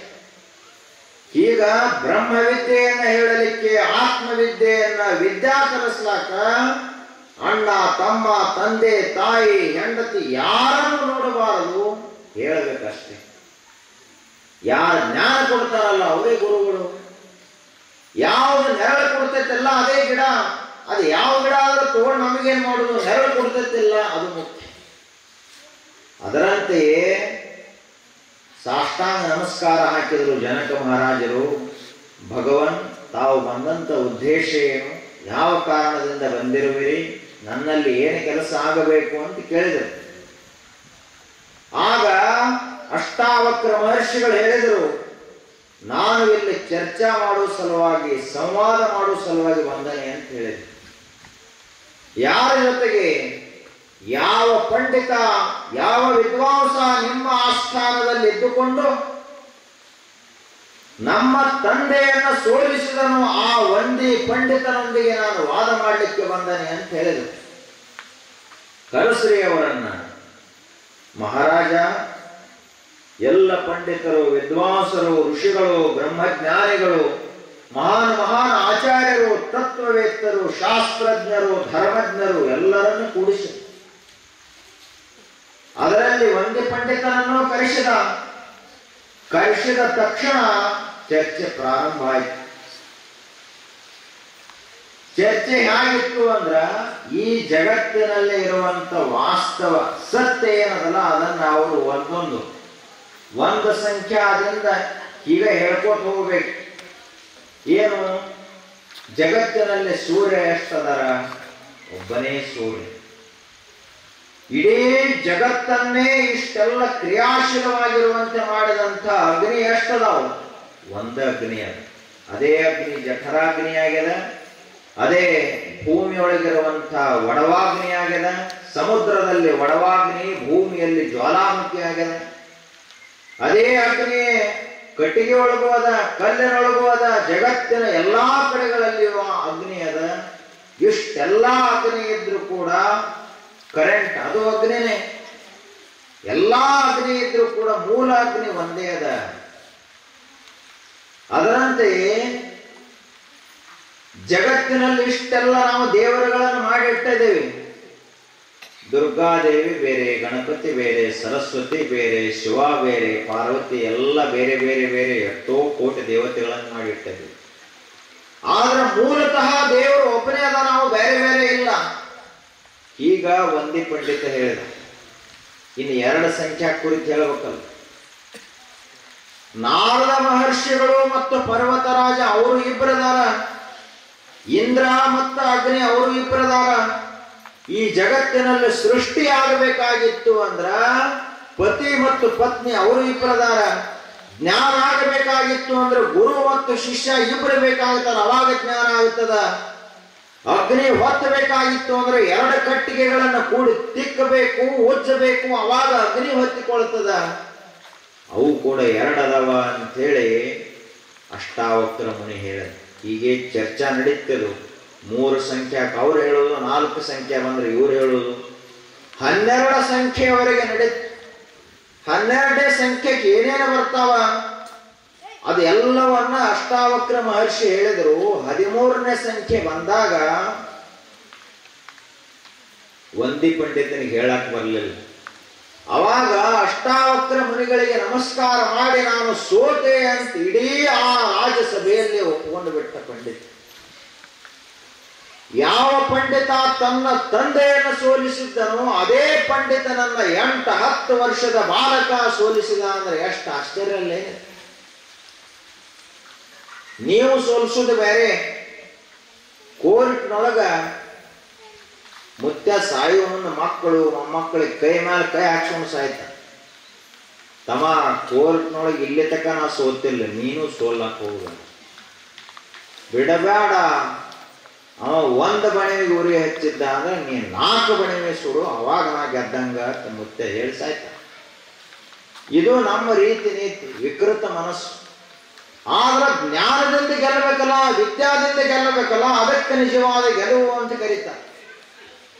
ಯಾವ ಪಂಡಿತನ ಕೆಳಗ ಏಕಪಾದ ಮಹರ್ಷಿಯ ತಲೆ ತಗ್ಗಿತ್ತು, ಅದೇ ಪಂಡಿತನನ್ನ ತಲೆ ತಗ್ಗಿಸುವಂತೆ ಮಾಡಿದನಲ್ಲ ಅಷ್ಟಾವಕ್ರ. ಅದು ಆತನ ವಿದ್ವತ್ತು, ಆತನ ಜ್ಞಾನ. ಅದರಂತೆ ಮುಂದ ಒಂದೇ ಪಂಡಿತ ನಮ್ಮ ತಂದೆ ಎಲ್ಲಿದಾನಂತ ಕೇಳಿದ್ರು. ಆ ತಂದೆಯನ್ನು ಕರೆಸಿದ್ರು. ಅದರಂತೆಯೇ ಜನಕ ಮಹಾರಾಜ ಅಷ್ಟಾವಕ್ರ ಮಹರ್ಷಿಗಳನ್ನು ಅಂದಿನಿಂದ ತನ್ನ ಗುರುವಂತ ಸ್ವೀಕಾರ ಮಾಡಿ. ಜನಕ ಮಹಾರಾಜರ ಗುರುಗಳು ಯಾರು? ಆತ್ಮವಿದ್ಯಾ ಗುರುಗಳು ಅಷ್ಟಾವಕ್ರ ಮಹರ್ಷಿಗಳು. ಇವತ್ತಿಗೂ ಅಷ್ಟಾವಕ್ರ ಗೀತೆ ಅಂತದ 25 ಅಧ್ಯಾಯಗಳಿಂದ ಕೂಡಿರುವಂತ ವೇದಾಂತರ ಸರ್ವೋತ್ಕೃಷ್ಟ ಗ್ರಂಥ. ಆ ಒಂದು ಗ್ರಂಥವನ್ನ ಅಧ್ಯಯನ ಮಾಡಿದ್ರೆ ಸಾಕು, ಮನುಷ್ಯನಿಗೆ ಮುಕ್ತಿ ಬೇಡ ಬೇಡ, ಕುಂತಲ್ಲೇ ಮುಕ್ತಾಗಿ ಬಿಡ್ತಾನ, ಎಲ್ಲಿ ಹೋಗುವುದಿಲ್ಲ ಬರುವುದಿಲ್ಲ, ಮತ್ತೆ ಯಾವ ಶಾಸ್ತ್ರ ಓದೋ ಅವಶ್ಯಕತೆ ಇಲ್ಲ. ಅದರಂತೆ ಚರ್ಚಾ ನಡೀತು. ಜನಕ ಮಹಾರಾಜರು ಮತ್ತು ಅಷ್ಟಾವಕ್ರ ಮಹರ್ಷಿ ನಡು ಏನು ಪ್ರಶ್ನೆ ಕೇಳಿದರವರು? ನಾನು ಮೋಕ್ಷವನ್ನು ಪಡಿಬೇಕಾದ್ರೆ ಏನು ಮಾಡಬೇಕು ಅಂತ ಜನಕ ಮಹಾರಾಜ ಒಂದು ಪ್ರಶ್ನೆ ಕೇಳಿದ. ಇದು ಅವರ ಪ್ರಶ್ನೆನೂ ಹೌದು, ನಮ್ಮ ಪ್ರಶ್ನೆನೂ ಹೌದು. ಅಷ್ಟಾವಕ್ರ ಮಹರ್ಷಿಗಳು ಮುಂದೆ ಬಹಳ ಉತ್ತರಗಳನ್ನು ಹೇಳಿದ್ರು. ಆದ್ರೆ ಮೊದಲನೇ ಉತ್ತರ ಹೀಗದ: ಮುಕ್ತಿ ಮಿಚ್ಛಸಿ ಚೇತಾತ್ ವಿಷಯಾನ್ ವಿಷವತ್ ತ್ಯಜ ಕ್ಷಮಾ ಆರ್ಜವಂ ದಯಾತೋಷಂ ಸತ್ಯಂ ಪೀಯೂಷವತ್ ಪಿಬ. ಉಪದೇಶ ಏನು? ಮೋಕ್ಷ ಬೇಕಾಯ್ತು ಅಂದ್ರ ಇದೇನ ಪ್ರಾಪಂಚಿಕ ಸುಖ ಅದ, ಪ್ರಾಪಂಚಿಕವಾದಂತ ನಮ್ಮ ಆಸಕ್ತಿ ಅದ, ವಿಷಯಾಸಕ್ತಿ ಅದ, ಇದನ್ನ ವಿಷದಂಗ ತ್ಯಾಗ ಮಾಡೋದು.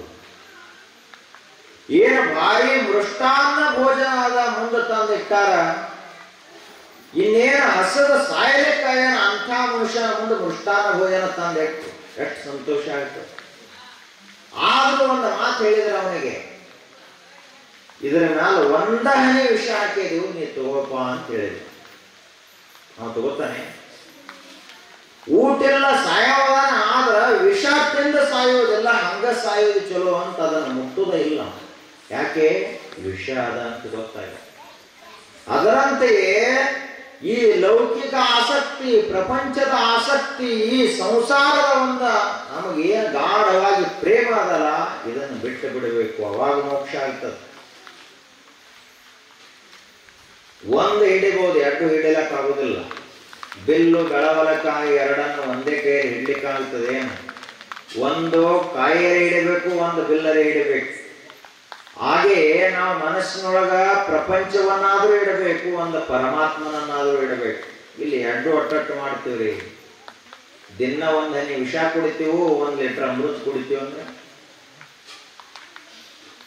ಹಂಗಾಗುದಿಲ್ಲ. ಅದಕ್ಕೆ ಮುಂದೆ ಹೇಳಿದ್ರೆ ಅವರು, ಇದನ್ನ ವಿಷದಂಗ ತ್ಯಾಗ ಮಾಡು, ಕ್ಷಮ ಆರ್ಜವಂ ದಯಾ ದೋಷಂ ಸತ್ಯಂ ಪೀಯೂಷವತ್ ಪಿಬ. ಏನು ಕ್ಷಮಾಗುಣ ಅದ, ಸರಳತೆ ಅದ, ಸತ್ಯ ಅದ, ಭಕ್ತಿ ಅದ, ಜ್ಞಾನ ಅದ, ಇವುಗಳನ್ನು ಅಮೃತದಾನ ಕುಡಿದು ಬಿಡು, ಮುಕ್ತಿ ಆಗ್ತದ. ಅಷ್ಟಾವಕ್ರ ಮಹರ್ಷಿಗಳು ಹೇಳಿದರು. ಅದರಂತೆ ಮುಂದೆ ತಮ್ಮ ಆಶ್ರಮಕ್ಕೆ ಬಂದರು. ತಂದೆ ಮಗ ಇಬ್ಬರು ಕೂಡ್ಕೊಂಡು ತಪಸ್ಸಿನಲ್ಲಿ ಮುಳುಗಿದ್ರು. ಒಂದು ದಿನ ಅಷ್ಟಾವಕ್ರ ಮಹರ್ಷಿ, ನಮಗ ಭೂಮಿ ಮೇಲೆ ಕುಂತ ಆಸನ ಮಾಡಕ್ ಬರುವಲ್ ದಿನ. ಎಷ್ಟೋ ಮಂದಿ ಆಸನ ಮಾಡುವಾಗ ಉಳಿ ಬೀಳ್ತಾರೆ, ಅಷ್ಟಿವರ ಆಸನ ಸಿದ್ಧಿ ಅದಾವ. ಆದ್ರ ಅಷ್ಟಾವಕ್ರ ಮಹರ್ಷಿ ಜಲದ ಮ್ಯಾಲ, ನೀರಿನ ಮ್ಯಾಲ ತೇಲುವ ಆಸನ ಮಾಡಬಹುದು. ನಾವು ಮಾಡ್ಲಿಕ್ಕೆ ಬರ್ತದ, ಆದ್ರ ಸಾಧನ ಮಾಡ್ಬೇಕು. ಮತ್ತೆ ಹಂಗ ಮಾಡಿ ಹಿಡಿಯಿರಿ, ಮುಳುಗ್ತದೆ.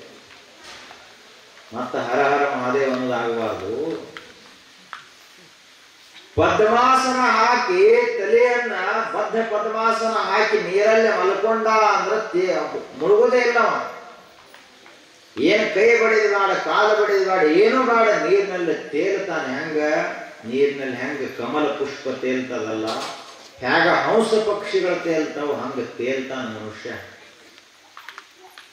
ಅಂಥ ಆಸನವನ್ನು ಹಾಕಿ ಧ್ಯಾನದಲ್ಲಿ ಮುಳುಗಿಬಿಟ್ರು ಅಷ್ಟಾವಕ್ರ ಮಹರ್ಷಿಗಳು. ಜಲಧ್ಯಾನದಲ್ಲಿ ಮುಳುಗಿದಾಗ ದೇವೇಂದ್ರ 4 ಮಂದಿ ಚಲೋ ಅಪ್ಸರೆಯರನ್ನು ಕರೆದು ಹೇಳಿದ, ಹೋಗಿ ಆ ಋಷಿಯ ತಪಸ್ಸನ್ನು ಭಂಗ ಮಾಡಿ ಬರಿ ಅಂತ ಕಳಿಸಿ. ಅವ್ರ ಕೆಲಸನ ಅದೇ. ಚಲೋ ಇದ್ದಲ್ಲಿ ಊರಾಗ 4 ಮಂದಿ ಅಂತವ್ರು ಇರ್ತಾರೆ. ಚಲೋ ಪ್ರಪಂಚ ನಡೆದಿತ್ತು ಅಂದ್ರ ಒಂದು ಹುಳಿ ಮಾತು ಹಿಂಡಿ ಬಂದ್ಬಿಡುದು, ಮುಗಿದು ಹೋದ ಕೆಲಸ. ಅದರಂತೆ ಅವರು ಅಪ್ಸರೆಯರು ಬಂದ್ರು, ಕುಣಿಲಾಕ್ ಚಾಲೂ ಮಾಡಿದ್ರು, ಹಾಡ್ಲಾಕ್ ಚಾಲೂ ಮಾಡಿದ್ರು. ಬಹಳ ಸುಂದರವಾದ ರೂಪವತಿಯರಿದ್ರು. ಅಷ್ಟಾವಕ್ರ ಮಹರ್ಷಿ ಅವ್ರದೆಲ್ಲ ಮುಗಿತು. ಮುಗಿದ ಬಳಿ ಕೇಳಿದ, ನಿನ್ನ ನಾಟಕ ಮುಗಿತಾನ ಕೇಳಿದ. ಅವರು ಆಶ್ಚರ್ಯ ವ್ಯಕ್ತ ಮಾಡಿದರು. ಯಾಕಂದ್ರೆ ಮನುಷ್ಯನ ಮೇಲೆ ಏನು ವಿಕಾರ ಆಗಿಲ್ಲ, ಏನು ಪರಿಣಾಮ ಆಗಿಲ್ಲ ಏನಂತ ಕೇಳಿದ್ರು ಅವರು. ಆಗ ಮಹರ್ಷಿಗಳು ಹೇಳಿದ್ರು, ಜಗತ್ತಿನ ದಿಕ್ಕು ಬದಲಾಗಬಹುದು, ಮಹರ್ಷಿಯ ಮನಸ್ಸು ಪರಮಾತ್ಮನಲ್ಲಿ ಮುಳುಗಿದ ಬಳಕೆ ಹ್ಯಾಂಗಿ ಜಗತ್ತಿಗೆ ಬರ್ತದೆ. ಒಮ್ಮೆ ಅಮೃತವನ್ನು ಕುಡಿದ ಬಳಿಕ ಈ ಲೋಕದಲ್ಲಿರುವ ಹಾಲು ಕುಡಿಲಕ್ಕ ವಲ್ಲಂತ ಮನುಷ್ಯ. ಒಮ್ಮೆ ಆತ್ಮವಿಜ್ಞಾನದ ಮಾತುಗಳನ್ನು ಕೇಳಿದ ಬಳಿಕ ಸಣ್ಣ ಪುಟ್ಟ ಕಥೆ ಪುರಾಣ ಕೇಳಕ್ ವಲ್ಲಂತ ಮನುಷ್ಯ. ಉಪನಿಷತ್ತಾಗಲಿ ಶರಣರ ವಚನಗಳ ಅಂತರಾರ್ಥವನ್ನು ತಿಳಿದ ಬಳಿಕ ಹೊರಗಿನ ಲೌಕಿಕ ವಾರ್ತಾ ಬೇಡ ಅನಿಸ್ತ. ಅದರಂತೆಯೇ ನಾನು ಮನಸ್ಸನ್ನ ಪರಮಾತ್ಮನಲ್ಲಿಟ್ಟಿರುವಾಗ ನೀವು ಹೆಂಗೆ ನನ್ನ ಮನಸ್ಸನ್ನು ವಿಕಾರ ಮಾಡೋರು ಅಂತ ಕೇಳಿದ ಮಹರ್ಷಿ. ನಮ್ಮ ತಪ್ಪಾಯ್ತು ಮಹರ್ಷಿಗಳೇ, ಕ್ಷಮ ಮಾಡ್ರಿ, ನಮಗೊಂದು ವರ ಕೊಡ್ರಿ ಅಂತ ಕೇಳಿದ್ರವರು. ಏನು ವರ? ಶ್ರೀಮನ್ ನಾರಾಯಣ ವಾಸುದೇವ ಸಾಕ್ಷಾತ್ ವಿಷ್ಣುವೇ ನಮಗ ಪತಿ ಆಗಬೇಕು ಅಂತ ವರ ಕೊಡ್ರಿ ಅಂತ ಕೇಳಿದ್ರವರು. ಆಗ ಋಷಿ ವಿಚಾರ ಮಾಡಿದ. ತ್ರಿಕಾಲ ಜ್ಞಾನಿಗಳು ಭವಿಷ್ಯದಲ್ಲಿ ಏನಾಗುವುದಿಲ್ಲ ಅಂತ ನೋಡಿದರು. ಕೃಷ್ಣ ಪರಮಾತ್ಮ ದ್ವಾಪರ ಯುಗದಲ್ಲಿ ಹುಟ್ಟಾವೇನು, ಆಯ್ತು ನೀವು ಅವನಿಗೆ ಪತ್ನಿಯರಾಗುತ್ತೀರಿ ಅಂತ ಆಶೀರ್ವಾದ ಮಾಡಿದ. ಆಶೀರ್ವಾದ ಮಾಡಿ ಆಶೀರ್ವಾದ ತಗೊಂಡು ಹೋಗ್ಬೇಕಲ್ಲ ಅವರು. ಹೋಗ್ಲಿಲ್ಲ ಅವರು. ಸ್ವಲ್ಪ ದೂರ ಹೋಗಿದ್ರು. 8 ಮಣತ ಮಣಿತಾನ ಋಷಿ ಅಂತ ಹೇಳಿ ಏನೋ ಅಪಹಾಸ ಮಾತಾಡಿಬಿಟ್ಟು ಋಷಿ ಕಿವಿಗೆ ಬಂತು. ಯಾವ ಹೊಂಡದ ನೀರು ಕುಡಿತಲ್ಲ ಅದ ಹೊಂಡಕ್ಕೆ ಉಗುಳಿ ಹೋದ್ರ ಹೆಂಗಾಯ್ತು? ಯಾವ ಕೆರೆಯಾಗ ನೀರು ಕುಡಿತು ಅಲ್ಲೇ ಹೊಲಸು ಮಾಡಿದ? ಯಾವ ಮನೆ ಅನ್ನ ಉಂಡಿರ್ತಾನ ಅದ ಮಂದಿ ಜಂತಿ ಸರಿ ಇಲ್ಲ ಜಂತಿ ಎಣಿಸ್ದ. ಹಂಗ ಮಾಡಿದ ಅಂದ್ರೆ ಹೆಂಗ? ಅದರಂತೆ ಅವರು ಹಂಗ ಮಾತಾಡಿದ್ರು. ಋಷಿಗೆ ಇವರಿಗೆ ಶಿಕ್ಷೆ ಕೊಡಬೇಕು ಅನಿಸ್ತು. ಒಂದು ಶಾಪವನ್ನು ಕೊಟ್ಟ ಅಷ್ಟಾವಕ್ರ ಮಹರ್ಷಿ. ಇಷ್ಟೆಲ್ಲ ನೀವು ಸೌಂದರ್ಯವತಿಯರು ಎಲ್ಲ ಇದ್ರು ದ್ವಾಪರ ಯುಗದಲ್ಲಿ ಕೃಷ್ಣ ಪರಮಾತ್ಮನನ್ನ ಕೈ ಹಿಡಿದ್ರು ಕೂಡ ಒಂದು ಸಮಯ ಬರ್ತದ, ಕೃಷ್ಣ ಹೊರಟು ಹೋಗ್ತಾನ. ಆ ಸಮಯಕ್ಕೆ ದ್ವಾರಕಾ ಪಟ್ಟಣವೇ ನಗರವೇ ಮುಳುಗಿ ಹೋಗ್ತದ. ಅವಾಗ ನೀವೇನದಿರಲ್ಲ, ನೀವು ಪರದೇಶಿಗಳಾಗ್ತೀರಿ. ನಿಮ್ಮನ್ನ ಕಳ್ಳರು, ಕಾಕರು, ದರೋಡೆಕೋರರು ತಗೊಂಡು ಹೋಗಿಬಿಡ್ತಾರ. ನೀವು ನಿಮ್ಮ ಸಂಕಲ್ಪ ಶಕ್ತಿಯಿಂದ ದೇಹ ಬಿಟ್ಟು ಬಿಡ್ತೀರಿ. ಹೊರಟು ಹೋಗ್ರಿ, ನೀವು ಶಾಶ್ವತ ಸುಖ ನಿಮ್ಮ ಕೈಯೊಳಗಿಲ್ಲ ಚಾಪ್ ಕೊಟ್ಟು. ತತ್ಪರಿಣಾಮವಾಗಿ ಮುಂದೆ ಆಗ ಆಯ್ತು. ಆ ಬಳಿಕ ಅಷ್ಟಾವಕ್ರ ಮಹರ್ಷಿಗಳು ಒಂದು ದಿವಸ ಅವರ ತಂದೆ ಜೊತೆಗಿರುವಾಗ ಅವರ ತಂದೆಗೆ ಇವ್ರ ಶರೀರ ನೋಡಿ, ಇವ್ರು ಕೊಡುವಂತ ಕಷ್ಟವನ್ನು ನೋಡಿ ಬಹಳ ಚಿಂತೆ ಆತವ್ರಿ. ಮಹಾತ್ಮರಾದ ಮಹಾಜ್ಞಾನಿಯಾದ ಇಡೀ ಕುಲದ ಕೀರ್ತಿಯನ್ನ, ದೇಶದ ವಿಶ್ವದ ಕೀರ್ತಿಯನ್ನ ಹೆಚ್ಚ ಮಾಡಿದ ಬ್ರಹ್ಮ ಸಂಪನ್ನನಾದ ಬ್ರಹ್ಮಜ್ಞಾನಿಯಾದ ಅಷ್ಟಾವಕ್ರ ಮುನಿಯೇ, ನಿನ್ನ ಈ ಒಂದ ದುಃಖಕ್ಕೆ ಕಾರಣ ನಾನದೀನಿ. ನಾನು ಸಿಟ್ಟಿಗೆ ಎದ್ದು ನಿನ್ನ ತಾಯಿಯ ಹೊಟ್ಟೆಯಲ್ಲಿ ನೀನಿರುವಾಗ ಶಾಪ ಕೊಟ್ಟದ್ರಿಂದ ನಿನಗೆ ಹಿಂಗಾಗ್ಯದ. ಅದಕ್ಕ ಇವತ್ತು ನಾನು ನಿನಗ ಒಂದು ವರ ಕೊಡ್ತೀನಿ. ಏನು? ನಿನ್ನ ಏನಿದೆ 8 ಮಣಿತಾ ಮಣಿತದಲ್ಲ ಶರೀರ, ಈ ಶರೀರ ಈ ನದಿಯೊಳಗೆ ಹೋಗಿ ಸ್ನಾನ ಮಾಡು. ಸ್ನಾನ ಮಾಡಿ ಹೇಳುವುದರೊಳಗಾಗಿ ನಿನ್ನ ಶರೀರ ಸಹಜವಾಗಿರ್ತದ, ಸರಳವಾಗಿರ್ತದೆ. ಅದರಂತೆ ಹೋಗಿ ಸ್ನಾನ ಮಾಡಿದರು. ಸಮಂಗ ನದಿ ಸಮ ಅಂಗ, ಎಲ್ಲ ಅಂಗಗಳು ಕರೆಕ್ಟ್ ಹೆಂಗಿರ್ಬೇಕು ಹಂಗ ಇದ್ದು ಸ್ನಾನ ಮಾಡಿ ಬಂದರು. ಮತ್ತೆ ತಮ್ಮ ತಪಸ್ಸಿನಲ್ಲಿ ಮುಳುಗಿದರು. ಹೀಗೆ ಅವರು ತಮ್ಮ ಸಾಧನೆಯಲ್ಲಿ ಮುಳುಗಿರುವಾಗ ದ್ವಾಪರ ಯುಗ ಬಂತು. ಕೃತಯುಗ, ತ್ರೇತಾಯುಗ, ದ್ವಾಪರ ಯುಗ ಬಂತು. ಬಂದ ತಕ್ಷಣ ಕೃಷ್ಣ ಪರಮಾತ್ಮ ಅವತರಿಸಿದ್ದ. ಆಗ ಅಷ್ಟಾವಕ್ರ ಮಹರ್ಷಿಗಳಿಗೆ ಅದಕ್ಕಿಂತಲೂ ಮೊದಲು ಇನ್ನೊಂದು ನಡೆಯಿತು. ಮಹರ್ಷಿಗಳು ಲಗ್ನ ಆಗಬೇಕು ಅಂತ ಮಾಡಿದ್ರು. ಅವರ ತಂದೆ ಹೇಳಿದಾಗ ಒಬ್ಬ ಋಷಿಯ ಕನ್ಯಾ, ಒಬ್ಬ ಹೆಣ್ಮಗಳಿದ್ಲು. ಆಕೆ ಇವರನ್ನ ನೋಡಿ, ಆ ಋಷಿಯು ಇವರಲ್ಲಿರುವ ಲಕ್ಷಣಗಳನ್ನ, ಜ್ಞಾನವನ್ನ ನೋಡಿ ಸುಪ್ರಭಾ ಅಂತ ಆಕೆ ಹೆಸರು. ಆಕೆಯನ್ನು ಇವರಿಗೆ ಕೊಟ್ಟು ವಿಜೃಂಭಣೆಯಿಂದ ಲಗ್ನ ಆಯಿತು. ಎಲ್ಲ ಪ್ರಪಂಚ ಸರಿಯಾಗಿ ನಡೀತಿತ್ತು. ಕಾಲದ ಕರ್ಮ ಸಂಯೋಗದಿಂದ ವಯಸ್ಸಾಯ್ತು ಇವರಿಗೆ. ಆದ ಬಳಿಕ ಇವ್ರಿಗಿಂತ ಮೊದಲ ಇವರ ಧರ್ಮಪತ್ನಿ ಸುಪ್ರಭಾ ದೇಹ ಬಿಟ್ಟು ಆಗ ಇವರು ತಿಳ್ಕೊಂಡ್ರು, ಸೂರ್ಯ ಉದಯ ಆದ ಹಂಗ ಅಲ್ಲೇ ಕುಂಡ್ರುವುದಿಲ್ಲ, ಮ್ಯಾಲ ಬರ್ತಾನ, ಮ್ಯಾಲ ಬಂದವ ಇಳಿತ, ಸೂರ್ಯಾಸ್ತ ಆಗಲೇಬೇಕು. ಅದರಂತೆ ಇವರು ಕೂಡ ದ್ವಾರಕಾಕ್ ಹೋದರು. ಕೃಷ್ಣ ಪರಮಾತ್ಮ ಇದ್ದ. ಅಷ್ಟಾವಕ್ರ ಮಹರ್ಷಿಗಳು ಅಂದ್ರೆ ಸಾಮಾನ್ಯರೇ, ಅವರು ಹಿಂಗ ನಡೆದು ಬರ್ತಾ ಇದ್ರೆ 4 ವೇದಗಳು ನಡೆದು ಬಂದಂತೆ, 6 ಶಾಸ್ತ್ರಗಳು ನಡೆದು ಬಂದಂತೆ, ಬ್ರಹ್ಮ ಜ್ಞಾನದ ಬ್ರಹ್ಮವಿದ್ಯೆ ತೇಜವೇ ನಡೆದು ಬಂದಂತೆ. ಅವರು ಹಿಂಗ ನಡೆದು ಬರ್ತಾ ಇದ್ರೆ ಸಾಕು, ಬರೀ ಜ್ಞಾನ ಜ್ಞಾನ, ತಿಳುವಳಿಕೆ ತಿಳುವಳಿಕೆ. ಅವರನ್ನು ನೋಡಿದ್ರೆ ಮನುಷ್ಯ ಸಮಾಧಾನ ಆಗಬೇಕು, ಶಾಂತಿ ಸಿಗಬೇಕು, ಅವರ ಮಾತಂತೂ ದೂರ ಉಳಿತು. ಅಂಥ ಜ್ಞಾನಿಗಳು ಅವರು. ಅದರಲ್ಲಿ ವಯೋವೃದ್ಧರು ಬಂದ ಕೂಡಲೇ ಕೃಷ್ಣ ಪರಮಾತ್ಮ ಅರ್ಘ್ಯ ಪಾದ್ಯ ಆಚಮನಗಳನ್ನು ಕೊಟ್ಟು ಅವರಿಗೆ ಸಾಷ್ಟಾಂಗ ನಮಸ್ಕಾರ ಮಾಡಿ, ಮುನಿಗಳೇ ಮಹರ್ಷಿಗಳೇ, ನಾನು ಇವತ್ತು ಧನ್ಯ ಆದೆ ನಿಮ್ಮ ದರ್ಶನ ತಗೊಂಡು ಅಂತ ಹೇಳ. ಋಷಿಗಳು ಹೊಳ್ಳಿ ಕೃಷ್ಣನಿಗೆ ನಮಸ್ಕಾರ ಮಾಡಿದರು. ಕೃಷ್ಣ ಅಂದ್ರೆ ಬರೀ ಒಬ್ಬ ಗೋಕುಲದಲ್ಲಿ ಹುಟ್ಟಿದಂತಹ ಆಕಳ ಕಾಯ್ತಕ್ಕಂಥ ಮನುಷ್ಯನಲ್ಲ, ಇಡೀ ಲೋಕದ ಜೀವರಾಶಿಗಳೆಲ್ಲರನ್ನ ಕಾಯುವಂತಹ ಪಶುಪತಿಯೇ ಈತ. ಜಗನ್ನಿಯಾಮಕ, ಸರ್ವಜ್ಞನಾದ ಲೋಕೇಶ್ವರ, ಯೋಗೇಶ್ವರ. ಅದಕ್ಕಂತಹ ಕೃಷ್ಣನಿಗೆ ನಮಸ್ಕಾರ ಮಾಡಿದರು. ಮಾಡಿ ಕೃಷ್ಣನ ಪಾದಾರವಿಂದಗಳಲ್ಲಿ ಆತನ ಮುಖವನ್ನೊಮ್ಮೆ ನೋಡಿ ಅವನ ಪಾದಾಶ್ ನೋಡಿದರು. ಅಲ್ಲೇ ಸಂಕಲ್ಪ ಶಕ್ತಿಯಿಂದ ದೇಹ ತ್ಯಾಗ ಮಾಡಿದರು. ಕೃಷ್ಣನ ಪಾದದ ಮೇಲೆ ಹಣೆ ಇಟ್ಟು ದೇಹ ಬಿಟ್ಟು ಬಿಟ್ರು ಅಲ್ಲೇ. ಇಂಥ ದೇಹ ತ್ಯಾಗ ಯಾರಿಗೆ ಸೌಭಾಗ್ಯ ಸಿಗ್ತದ? ಇವರು ದೇಹ ಎಲ್ಲಿ ಬಿಟ್ರಪ್ಪ? ಕುಡ್ಕೋತ್ ಸತ್ರಿ, ಕುಡಿದು ಸತ್ತ. ಎಲ್ಲಿ ದೇಹ ಬಿಟ್ರಿ ಇವರು? ಇವರು ಇಸ್ಪೇಟ್ ಆಡೋ ಮುಂದೆ, ಲೆತ್ತ ಆಡೋ ಮುಂದೆ ಬಹಳ ರೊಕ್ಕದ ಇದನ್ನಾತು, ಸಾಲಾತು, ಹಾರ್ಟ್ ಅಟ್ಯಾಕ್ ಅಲ್ಲೇ ಸತ್ತ. ಬಡ್ಡಿ ಕುಡ್ಲಿಲ್ಲತ್ತ ಅವರು, ಗಂಟು ಮುಣೀತು, ಬಡ್ಡಿನ ಮುಣೀತು ಅಂತ ಹೇಳಿ ಹೃದಯಾಘಾತ ಆಗಿ ಮತ್ತೆ ಸತ್ತ. ಹಿಂಗ ಸಾಯೋ ನಮ್ಮ ಎಲ್ಲ ಋಷಿಗಳ ಹೆಂಗ ನೋಡ್ರಿ, ಪರಮಾತ್ಮನ ಪಾದಗಳಲ್ಲಿ ತನ್ನ ಹಣೆಯನ್ನಿಟ್ಟು ದೇಹ ಬಿಟ್ಟು ಇಟ್ಟಾಗ ಸಾಕ್ಷಾತ್ ಕೃಷ್ಣ ಪರಮಾತ್ಮನೇ ಅಷ್ಟಾವಕ್ರ ಮಹರ್ಷಿಗಳ ಅಂತಿಮ ಸಂಸ್ಕಾರ ಮಾಡಿ ಅವರಿಗೆ ಅಗ್ನಿ ಸಮರ್ಪಣ ಅವನೇ ಮಾಡಿ, ಸಾಕ್ಷಾತ್ ಕೃಷ್ಣ ಪರಮಾತ್ಮ ಮಹರ್ಷಿಗಳ ಶರೀರಕ್ಕೆ ಅಗ್ನಿಸ್ಪರ್ಶ ಮಾಡಿದ, ಅಂತಿಮ ಸಂಸ್ಕಾರ ಕೊಟ್ಟ. ಇದನ್ನು ನೋಡಿ ಎಲ್ಲರಿಗೂ ಆಶ್ಚರ್ಯ ಆಯ್ತು. ಯಾರಿವರು ಅಂತ ಕೇಳಿದ್ರು ಕೃಷ್ಣನಿಗೆ. ಆತ ಪೂರ್ವದಲ್ಲಿ ಆಗಿ ಹೋದಂತಹ ಒಬ್ಬ ದೊಡ್ಡ ಮಹಾತ್ಮ ಅದಾನ. ಲೋಕವನ್ನು ಉದ್ಧಾರ ಮಾಡುವ ಸಲುವಾಗಿ ಅಷ್ಟಾವಕ್ರರಾಗಿ ಬಂದಿದ್ರು. ಜಗತ್ತಿಗೆ ಬ್ರಹ್ಮವಿದ್ಯೆಯನ್ನು ಹೇಳಿದರು. ತಮ್ಮ ಕೆಲಸ ಮುಗಿತ್ತು, ಹೊರಟು ಹೋದರು. ನೋಡ್ರಿ, ಅಂಥದ್ದು ಸಿಗಬೇಕು. ಕೊನೆಗೆ ನಮಗೆ ಅಂತಿಮ ಸಂಸ್ಕಾರ ಯಾರು ಮಾಡ್ತಾರ ಅನ್ನೋದು ಬಹಳ ಮುಖ್ಯದ. ಕುಡುಕು ಮಕ್ಕಳು ಬಂದು ಮಾಡಿದ್ವು ಅಂದ್ರೆ ನಿಮಗೆ ಶಾಂತಿ ಸಿಗಂಗಿಲ್ಲ.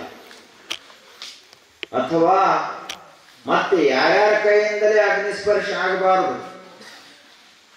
ಕೃಷ್ಣನಂತ ಕೃಷ್ಣ ಮಾಡಿದ ಮಹರ್ಷಿಗಳ ಜೀವನ ಸಾರ್ಥಕ ಆಯಿತು. ಈ ಲೋಕಕ್ಕೆ ಅಷ್ಟಾವಕ್ರ ಮಹರ್ಷಿಗಳ ಕೊಡುಗೆ ಬಹಳ ದೊಡ್ಡದ. ಬ್ರಹ್ಮವಿದ್ಯೆಯಲ್ಲಿ, ವೇದಾಂತದಲ್ಲಿ ಅವರಷ್ಟು ಹಿರಿದಾದವರು ಯಾರೂ ಇಲ್ಲ. ಎಲ್ಲರೂ ಶಂಕರಾಚಾರ್ಯರಾಗಲಿ ಮತ್ತಿನ್ನುಳಿದ ಎಲ್ಲ ಮಹಾತ್ಮರು ಅಷ್ಟಾವಕ್ರ ಮಹರ್ಷಿಗಳಿಂದ ಪ್ರಣೀತರಾದಂಥವರು, ಅವರಿಂದ ವಿದ್ಯೆಯನ್ನು ಗ್ರಹಿಸಿದಂಥವರು. ಇವತ್ತಿಗೂ ಅವರ ಗ್ರಂಥವನ್ನು ಓದಿದಂಥ ಮನುಷ್ಯ ಕುಂತಾಗ ಮನುಷ್ಯನಾಗಿ ಓದುವುದು, ಏಳು ಮುಂದೆ ಶಿವೋಹಂ ಅಂತ ಎದ್ದು ಬಿಡ್ತಾನೆ. ನಾನು ಮನುಷ್ಯನಲ್ಲ, ಶರೀರ ಅಲ್ಲ, ನಾನು ಸಾಕ್ಷಾತ್ ಶಿವಸ್ವರೂಪ ಅಂತ ಹೇಳ್ತಾನ. ಅಂತ ಅಷ್ಟಾವಕ್ರ ಮಹರ್ಷಿಗಳ ಚರಿತ್ರೆ ಅಮೋಘವಾದದ್ದು, ಅದ್ವಿತೀಯವಾದದ್ದು ಅಂತ ಹೇಳ್ತಾ, ಆ ಮಹರ್ಷಿಗಳ ಕೃಪೆಯಿಂದ ನಮಗೂ ಅಂತ ಶಿವಜ್ಞಾನ, ದೇವಜ್ಞಾನ ಉಂಟಾಗಲಿ ಅಂತ ಪ್ರಾರ್ಥಿಸಿ ಒಂದೆರಡು ನುಡಿಗಳು ಸದ್ಗುರು ಚರಣಕ್ಕೆ ಸಮರ್ಪಿತ.